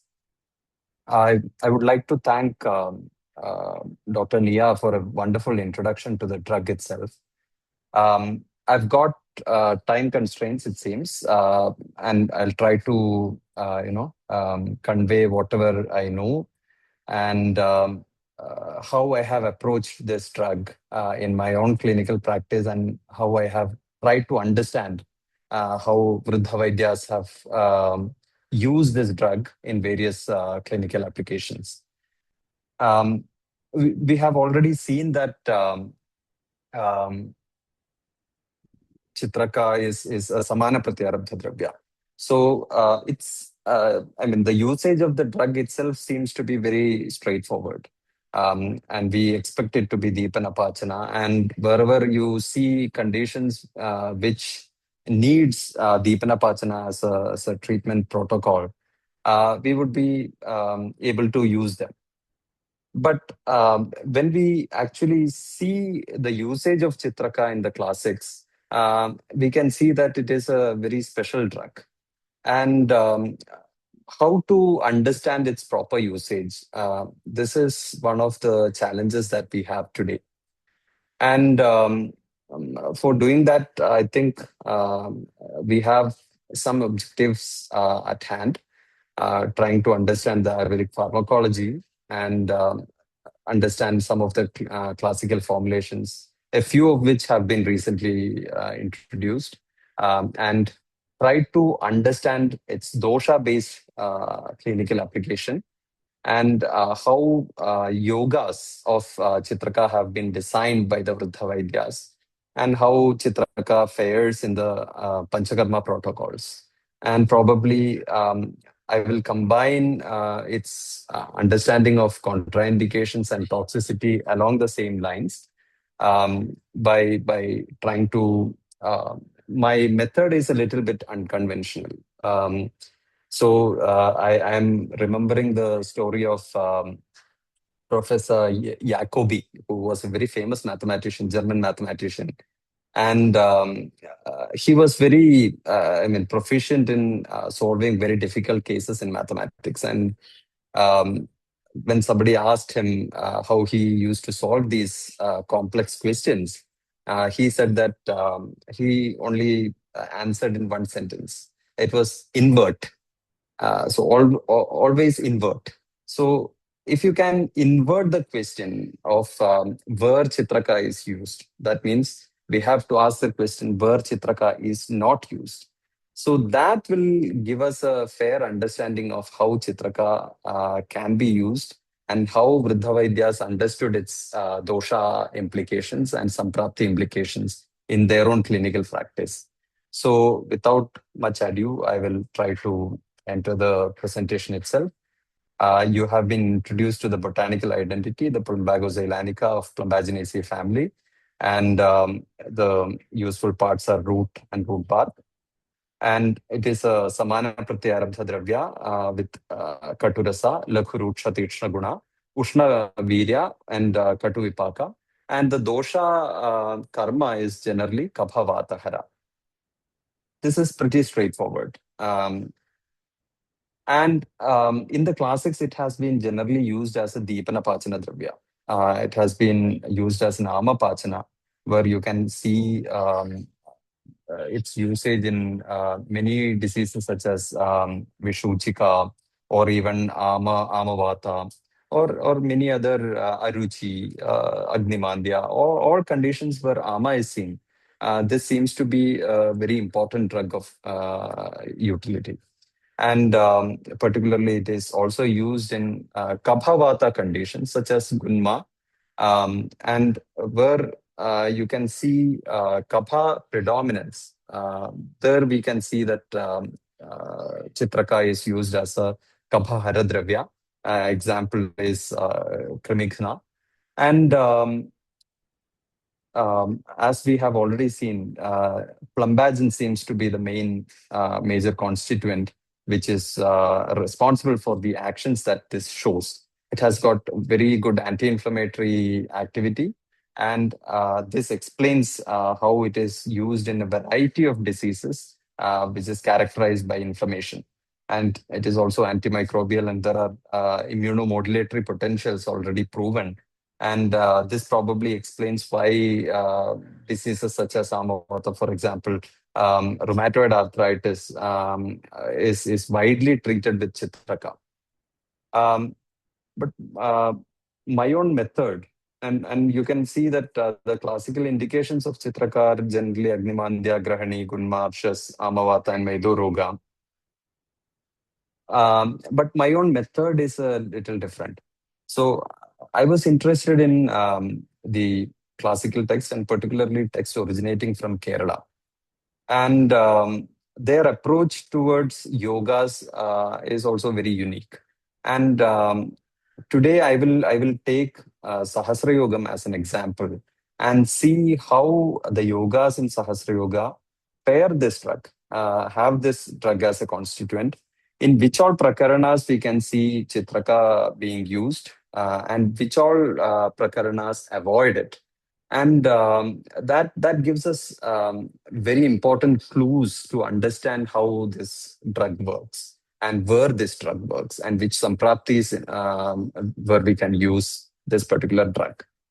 So being Nama Pachana, and Sahasra Yogam usually follows the pattern of Madhava Nidana in explaining the diseases. Whereas Chikitsa Manjari, you can see that the diseases are explained closely following the same method used in Ashtanga Hridaya. So you can see Jwaratisara following Jwara in Sahasra Yoga, whereas Raktapitta follows Jwara in Chikitsa Manjari or Ashtanga Hridaya. So this difference is there in Sahasra Yoga. And as a Deepana Pachana Dravya, we naturally expect Chitraka to be a major ingredient in yogas that are explained in Jwara Chikitsa.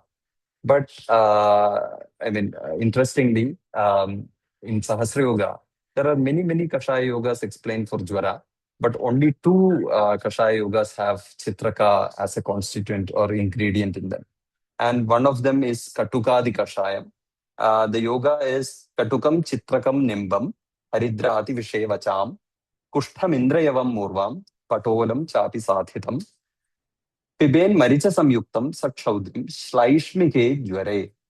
So Katukam Maricham, so Katukam Chitrakam. So this particular yoga, you can see that it is told in Shlaishmika Jwara. And the second Kashaya yoga, which pairs this particular drug Chitraka, is actually Brahmi Drakshadi Kashayam. And Brahmi Drakshadi Kashayam is a very interesting yoga itself, because in the Bhalashruti of Brahmi Drakshadi Kashayam, you cannot see Jwara. In fact, the yoga itself says that Kwatham Pitam Sakala Pavana Vyadhirub Daha Hantri. So it is a yoga which is mainly directed towards Vata Vyadhi and also Daha. But in Sahasra Yoga, it is paired as one of the penultimate yogas in Jwara. And you can see that the yoga itself is very interesting. It combines very Pittahara drugs along with Chitraka. Brahmi Draksha Jaladhara Vachabhiru Shamyaga Tikta Pathyat Hatri Kalidarubala Nimba Koshatagibhi Bhunimbam Vyosha Vanhi Suradaru Sahitam Panjamula Dvayena Kwatham Pitam Sakala Pavanam Vyadhirub Dahantri. And Vriddha Vaidyas in Kerala have been using Brahmi Drakshadi Kashayam in Pakshaghata mainly.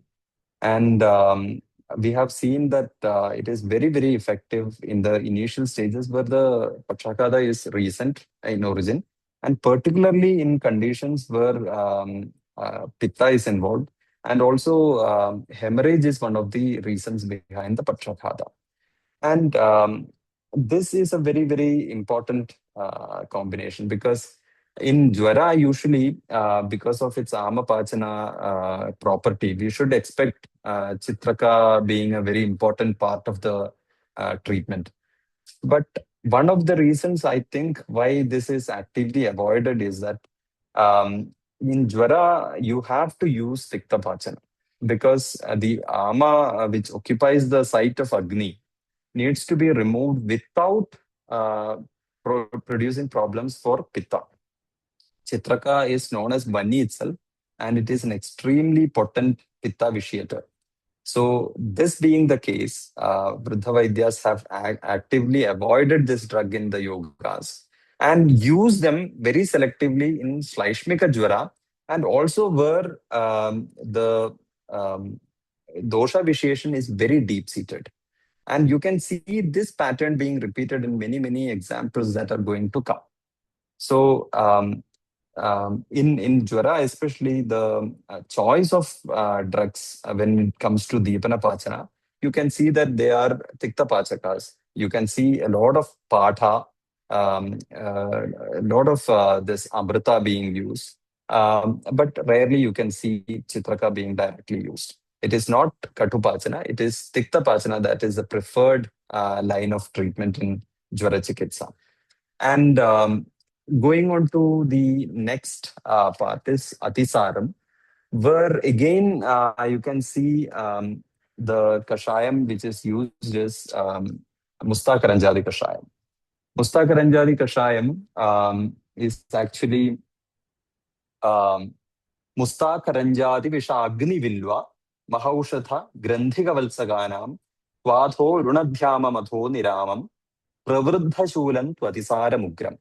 So, what I think here the pattern is, it is not just Ama Pachana which is important here, but the capacity of Chitraka to ameliorate Ruk or pain is a very important factor in selecting Chitraka in Atisara.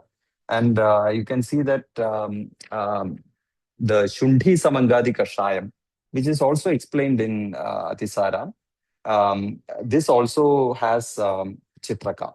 Shundhi Samangadi Vishagni Vilva Patha Kana Valsaga Deepya Gotha Kwadho Nihanyad Atisara Mashu Samam Sashulam Sakabham Sarapam. So here again we can see the mentioning of Sashulam.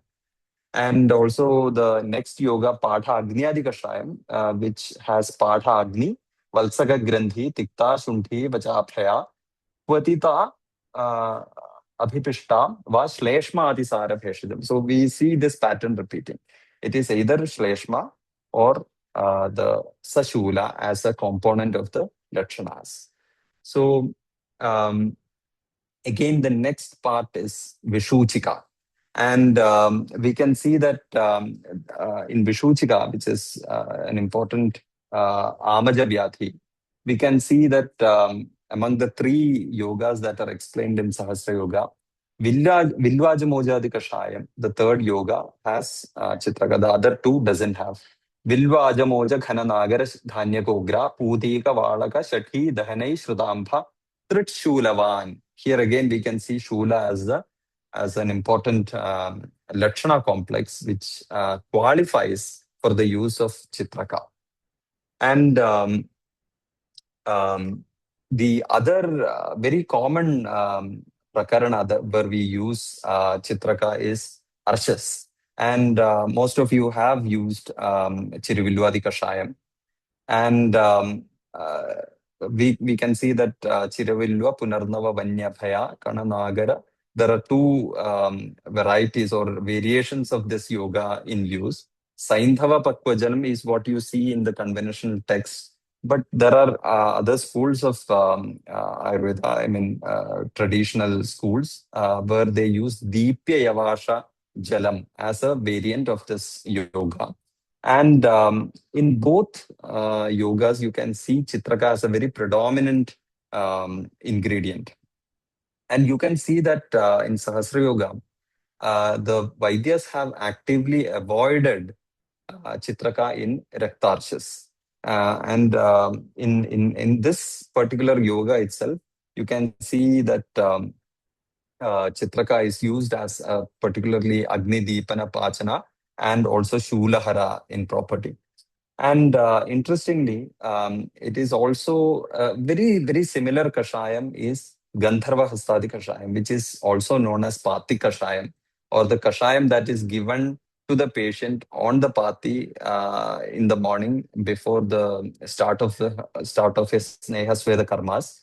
And this Kashayam is very, very close to Chiruvilvadi Kashayam. Only a couple of ingredients change. And we can see that by the change of this Bhumitala, which is an important ingredient in Gandharva Hastam, the whole nature of the yoga itself changes to a very Snigdha yoga.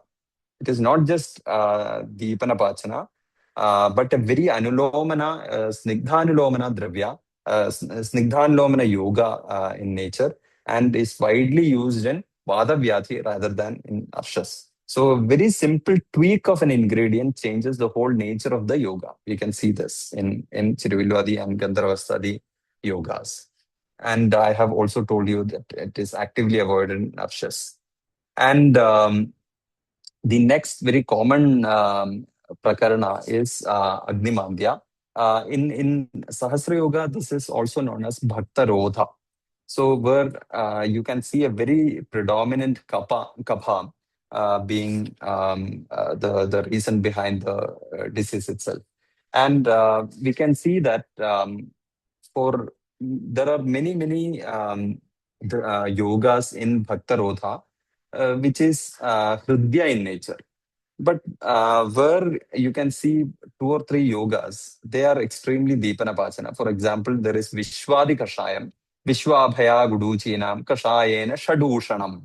So we can see that Shadushna is being, since Chitraka is an important ingredient in Shadushna, this is used as a very important Kabhahara yoga in Bhaktarodha.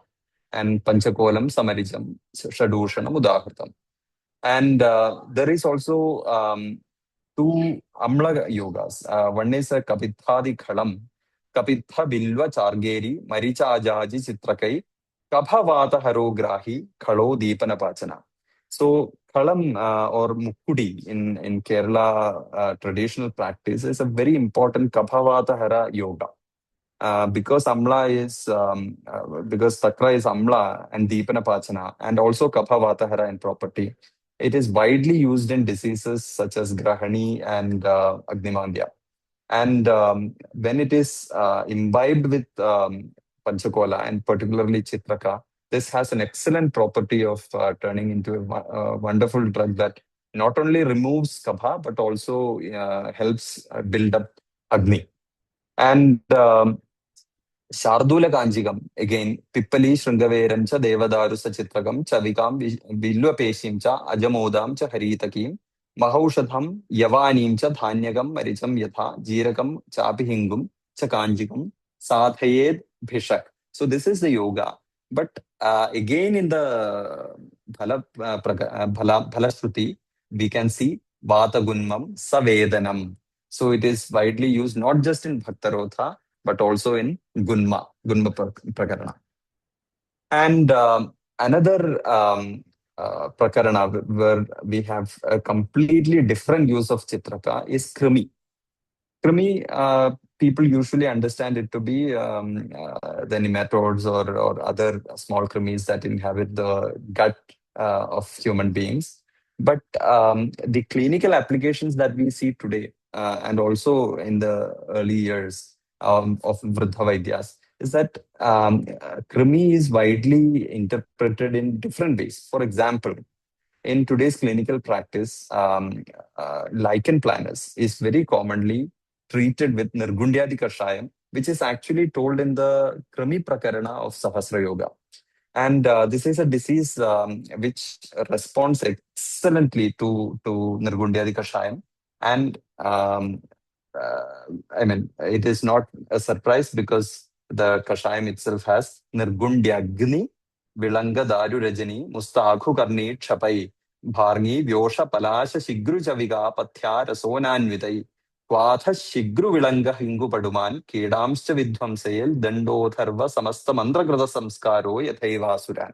So this yoga is an excellent tool to remove not just the krimis that inhabit the human gut, but also outside. And today we can see that it responds very, very positively to the lichen planus. So, and one of the next prakaranas where again we can see Chitraka is Pandu. Pandu, people usually have difficulty in understanding the spectrum of Samprakti because Pandu can often present as with Paitika symptoms and also Kabhaja symptoms. So Shvaitya and particularly reflecting in the skin, rasa or tvak, is a very important indication for us to treat it with Chitraka. And interestingly, we can see that the Chitraka is widely used in such conditions, especially കയ്യോന്നിയാദി കഷായം. കയ്യോന്നി നല്ല മുളകഗ്നി പുരാണ കിട്ടം എല്ലാം ക്രമാചരണഹീന തനാപി ചൂർണ്യ നല്ലോരു മോരിൽ അജമോജക നാഗരാഭ്യാം Mrunal കുടിക്കൽ മുരടറ്റു പ്രയാതി Pandu. So we can see that Nalla Mulaga Agni. Agni is an important ingredient in this particular kashayam. Why I am interested in this particular kashayam is not just because it is Deepanapachana and extremely Agnivardhaka, but also the presence of Kayoni or Eclipta alba. This is a very important drug which has a capacity of, it is a Kabhara Dravya, of course, but it is also a Dravya which influences the Yakrit a lot. And Yakrit is a very, very important site for Pitta and also Rasa and Rakta. So this is a place where Pandu has an important place for Samprapti. It is also a very important place of Samprapti for Kushtha and other Vyadhis. So when you see Chitraka being combined with special drugs like Kayoni or Eclipta alba, we can see that there is some connection between the Samprapti and also the form of usage. And people need not take it as merely anemia, but also very, very different conditions. And you can see that Shobha has a wider reach in terms of the diagnosis. And we can see that such Kashaya yogas can play a very important role, not just treating anemia, but also in treating the Shobha that occurs wherever in the body. And understanding this deeper Samprapti will give us a fair understanding of how we can use this. Saulya, naturally, Varasanadi Kashayam, it is used predominantly. There is also Vari Karimbadi Kashayam in Aruchi, which is a very important Kapha Roga. What I'm also interested is actually where this disease is actually not seen, not used in Sahasra Yoga. Naturally expect it not to be used in Trishna, Morcha, Madatyaya, Panavibhrama, Raktapitta, Asragdara. Because in none of these prakaranas you can see Chitraka. Why? Very natural, because it is a very Ushna Dravya and most of these diseases are Pitta Pradhana Rogas. And it gives a very straightforward reason. But what about Shwasakasa? What about Chardi? What about Vridhi? What about Mutrakritsha? Because these are places where you don't see a lot of Pitta. Shwasakasa especially has a lot of Kapha in it. And naturally, Chitraka being a very Ushna, Rucha, Lakhu Dravya, we can expect it to be useful in such diseases. But not so. My own reasoning goes like this. I'll share this. If you have difference of opinion, please share it. I see that Chitraka is not being used in diseases where the Samprapti location or the manifestation of the Lakshanas are predominantly over Hridurdhva. So Shwasakasa, Chardi, they are predominantly Amashegada Vyadhis, which goes through the Urdhva Roga Marga. And in such conditions, you can also see that Vega is an important component of the Samprapti. So all of these proceed in Vegas. My reasoning is that Chitraka is being an extremely Rucha Lakhu Dravya. It not just has the capacity to vitiate Pitta, but also has the capacity to vitiate Vata. And particularly in the Urdhva Roga Marga. And this probably would be one reason why Shwasakasa and Chardi do not fare any yogas with Chitraka in it. And particularly those Vata Vyadhis that are Apanagata.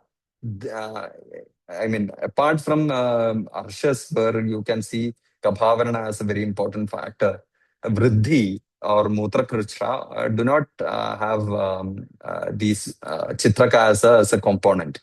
And but Shwasakasa is a very important and also interesting feature, because wherever you have Shwasakasa as a lakshana or as a component of a bigger vyadhi, for example in Rajayashma, where deeper tissues are involved, the dhatu shosha, the deeper dhatu shosha is an important factor of samprapti. You can see that some yogas do have Chitraka in that. So my assumption is that wherever you need to have Dhatu Agnimandya cleared off, we need to have Chitraka there. And only in such conditions is Chitraka integrated into the yoga itself. But otherwise, Shwasakasa and Chardi and all these are treated with milder Vata, Hara, Vata and Lomaka Dravyas.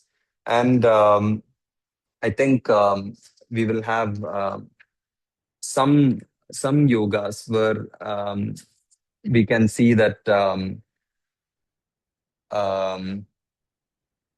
yeah. So yes, I do see some yogas in Rajyashma being with this thing, like Amrita Dashamula Dikashayam, where Amrita Dashamula Daru Bharangi Vrisha Vrishchiva Payoda Dhanvayashai Sabalais Chirivilva Panchagoler Mathuna Hanti Nrupavayam Kashaya.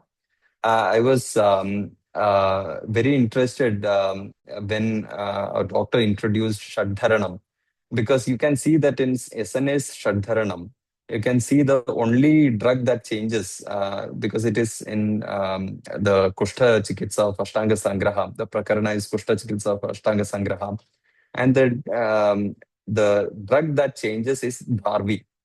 Darvi is a very important drug used to treat Dhatu Agnimandya. And you can see that Darvi is a very, very important component of yogas in yogas that particularly treat when Samprapti gets deep-seated in Kushtha and Vata Rakta.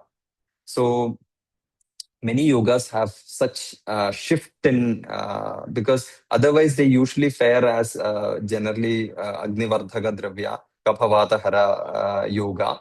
But suddenly when you have Darvi introduced into the yoga itself, it changes its mode. It becomes useful in deep-seated sampraptis, like for example in Gambhira Vata Rakta, where Valiya Manjisthadi Kashayam in Sahasra Yoga fares Chitraka and not in other yogas. Chitraka is not seen in other yogas, but in Valiya Manjisthadi, where it is used to treat Gambhira Vata Rakta. And also in Kushtha, we can see that Ashtanga Sangraha has a lot of yogas where Chitraka and the Darvi come into play in such conditions. In my own assumption is that in simple kushthas, where only the rasa, rakta, and lasika are involved, Chitraka is not a prominent component or ingredient in these yogas. You can see that a lot of these conditions are treated by tikta pachana dravyas. And you can cite many examples, Shoniram, or many yogas where you can see Nimbadi, or even many yogas in Kushtha where the Chitraka is not a component. But whenever you see this being deep-seated, like Shvitra or even deeper Kushthas, then immediately you can see that Chitraka, Dhatu Agnimandya becomes a very important point of attack for the Vaidyas and Yogas. And this becomes an important part of the yoga itself. So that is one thing that I wanted to point out. It is also seen in, Chitraka is not used in Vyadhis where Pitta is a very important component of the Vyadhi itself. Though, for example, my own example would be Prameha. Prameha, you have a lot of Prameha, like a lot of Kapha in the Samprapti. But you can also see that Pitta also plays a very important part here. And in Lakshanas also, in dosha understanding, in clinical understanding of the disease itself, we can see that a lot of pitta is involved in many of its upadravas also, like suppuration that happens, brana, all of these, even purva rupas, we can see the role of pitta in prameha. And in none of the yogas that are told in Prameha, in Sahasra Yoga, has Chitraka. And the another important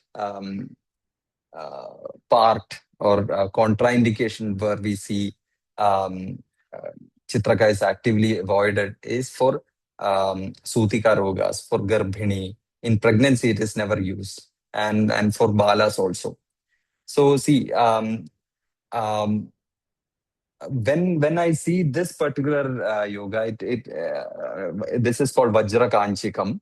It is a very interesting yoga itself, and I'll tell you the yoga itself.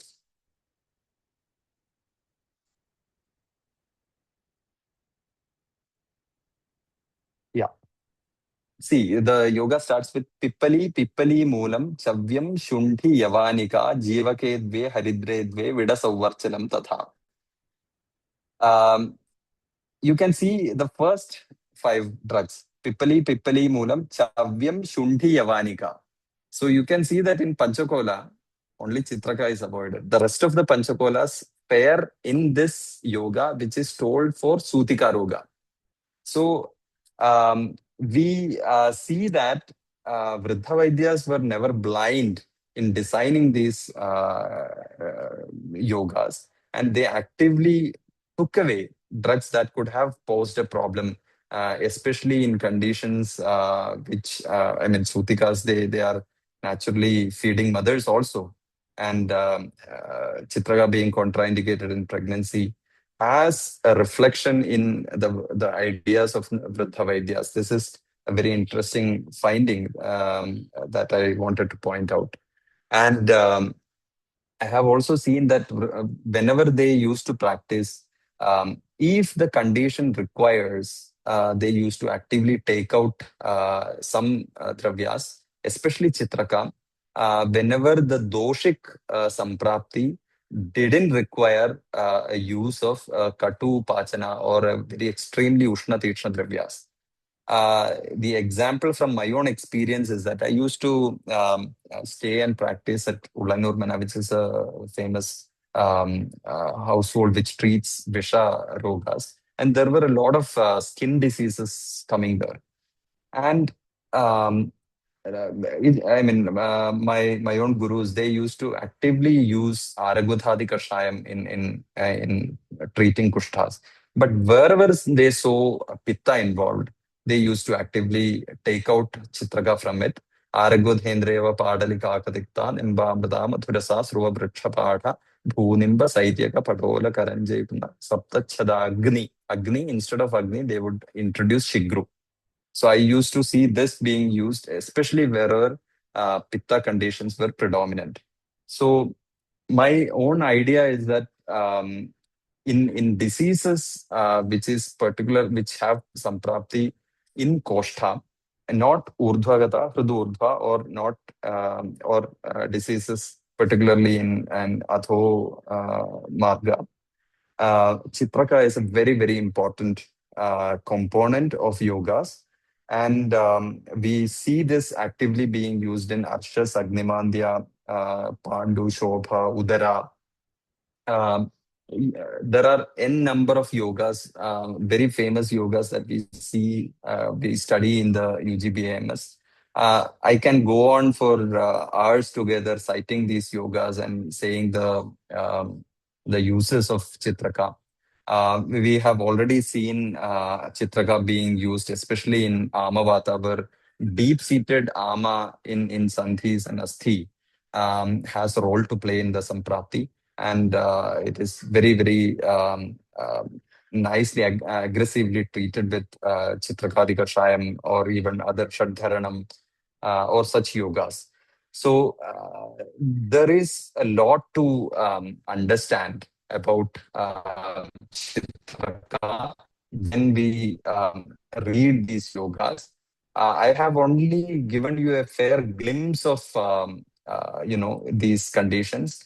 Um, uh, and especially in Vataroga, we can see that even the Yogaraja Gukulu starts with Chitraka.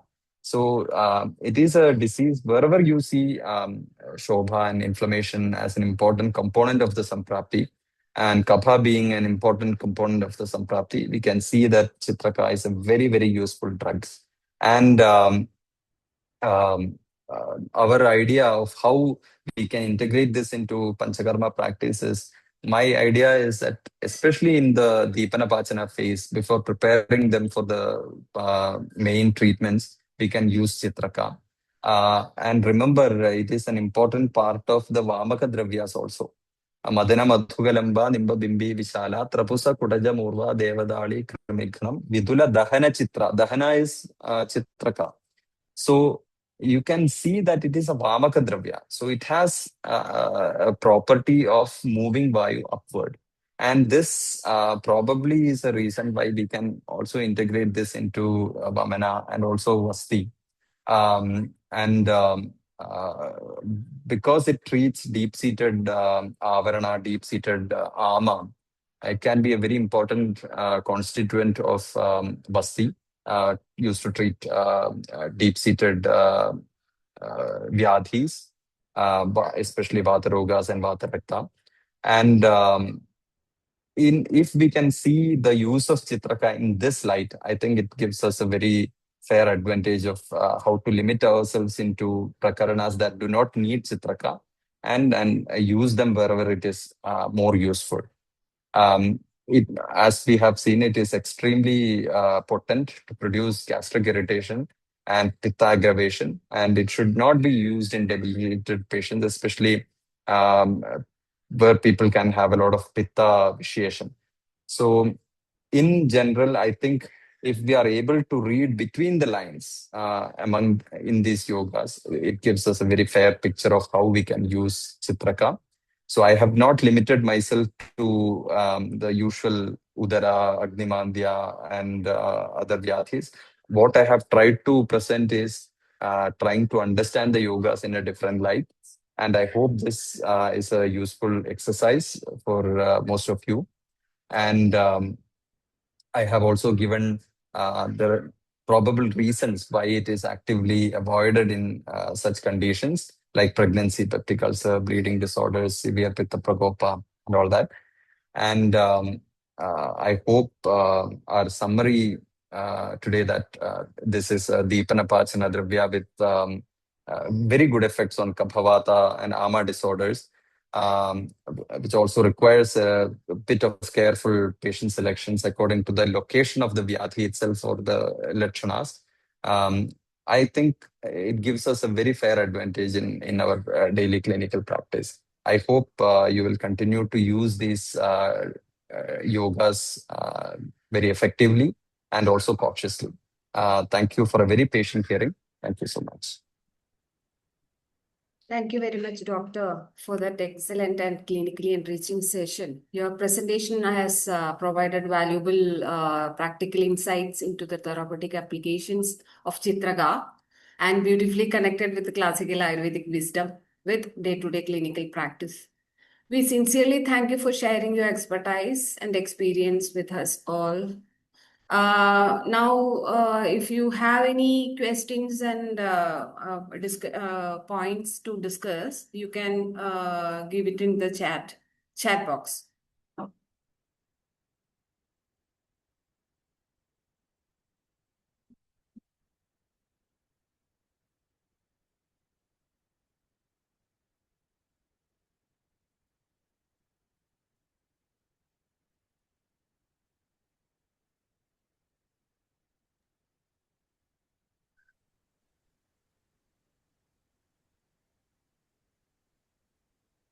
Yeah, I think we have a question here from Dr. Vishnu Priya. Okay. And Chitraka is usually not used in Shwasa, but Chitraka Haritaki I think Dr. Vishnupriya practices Chitraka Haritaki in Shwasa. My understanding is that whenever we use Chitraka as a Kashaya Yoga, it is different. But if we use Chitraka as a Leha Kalpana or along with Dravyas that are Anulomana, it has a different effect.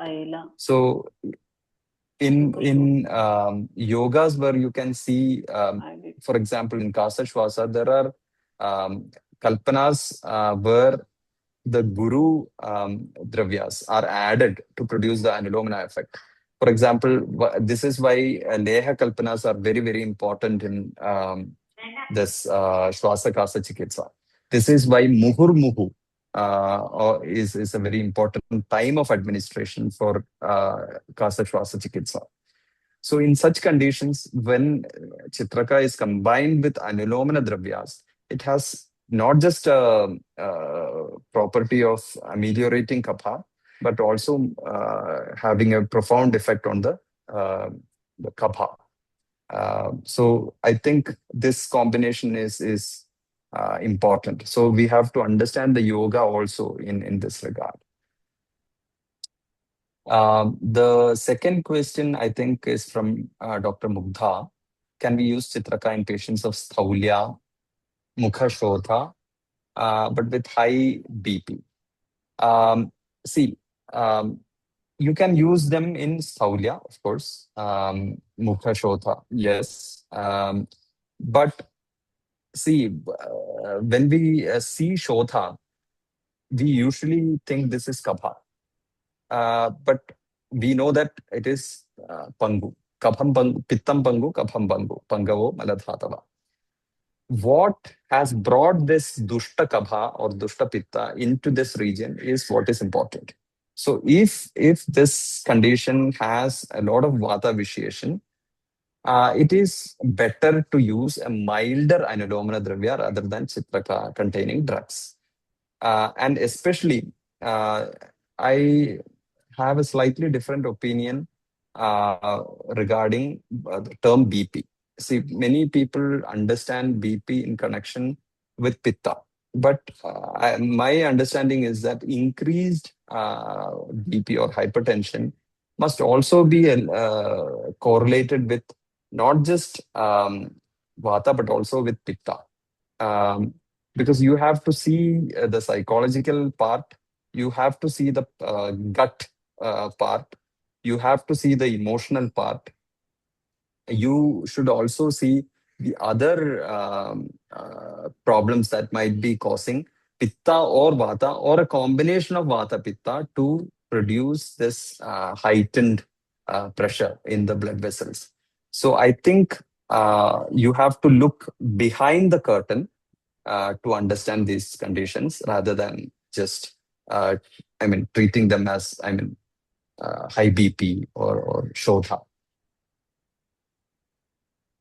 So there is also another question by Dr. Vishnupriya. Can we give Chitrakadi Vati with Mustarishtam in Vata Kapha body type and more water retention? Grahani. There is problem with lymphatic drainage.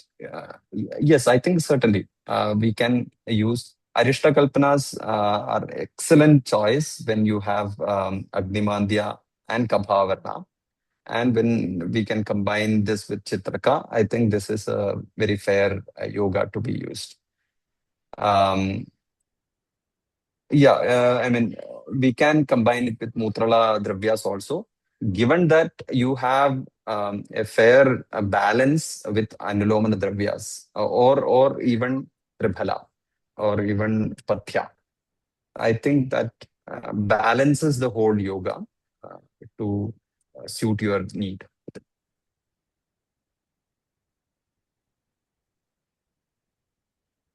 There is also another question from Dr. Bala Saib. After COVID, lung capacity, how we can improve? I think there are, there are various manifestations of COVID. You have long COVID, you have also patients with Shosha. I think some of these cases can be treated, especially long COVID. can be treated in terms of with regard to Shosha or Rajayakshma. So if the treatment requires Rasayana, I'm sure that you should be bold enough to use them. And Shothana, if it is necessary, it should be used. Especially when people with Prameha or Sthaulya contract this disease, it becomes especially difficult. And I think you have to treat that accordingly with Dhatu Agni Mandya in perspective. So I think many Kashaya yogas, like for example, Elakanadi Kashayam is an excellent choice, I think, in long COVID. I have seen it in my own clinical practice. I think another question, Chitrakadi Vati and Chitrakadi Kashayam tablet. Can you please give detailed knowledge? See, Chitrakadi Kashayam, Chitrakadi Vati, I think it should be, we have to very cautiously tread with yogas which say Chitrakadi, or even as we saw Shadharanam. So Shadharanam and Chitrakadi, there are many yogas in Gunma, Agnimandya, which has Chitraka Adi, and we have to see the label first and the Prakarana first, because the Shadharanam Churnam in SNA's repertoire is actually Dravya that is Grahi. And people often think, because in the other yoga there is abhaya and there is a mild anulomana effect, and when we use Shadharanam of other companies, we can see that there is a slight anulomana effect. But when we need to use Shadharana of SNA, we have to expect that this is going to be a Grahi Dravya. This is going to be an excellent choice in Dhatu Agni Mandya, and excellent choice in diseases, not just in Kushtha, but also in diseases where the Samprapti is deep-seated in the deeper dhatus. So I think Chitraka Grandhigeranda, there are so many yogas which starts with Chitraka Grandhigeranda. Many yogas explained in Gunma Prakarana in Sahasra Yoga itself. So please be very cautious in reading the label and seeing which exact yoga you are using. Can we give Sharibadhyasava along with Chitraka yogas to pacify the unwanted lakshanas of Chitraka? This is from Dr. Nirmala Devi. I think Asava as a Kalpana itself is not a very good choice when you are associating it with, to counteract the effect of Chitraka, it is not an excellent choice. Shariba is certainly a very excellent choice, but I think you should change the Kalpana. That would be better.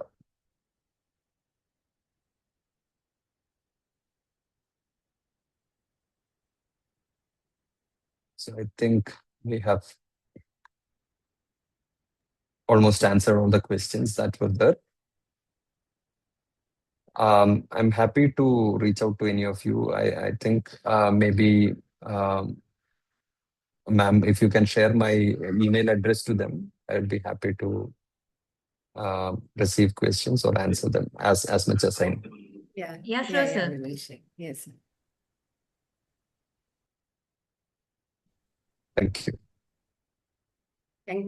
Thank you all for that active interaction and valuable questions. Special thanks once again to the speakers and for their thoughtful responses and insightful knowledge sharing.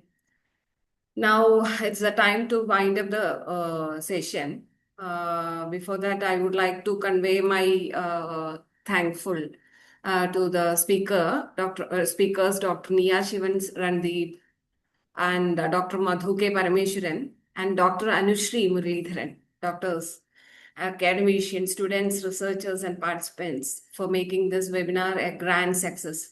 We look forward for your valuable participation in the upcoming seminar on 12th June for the special product, Erinda.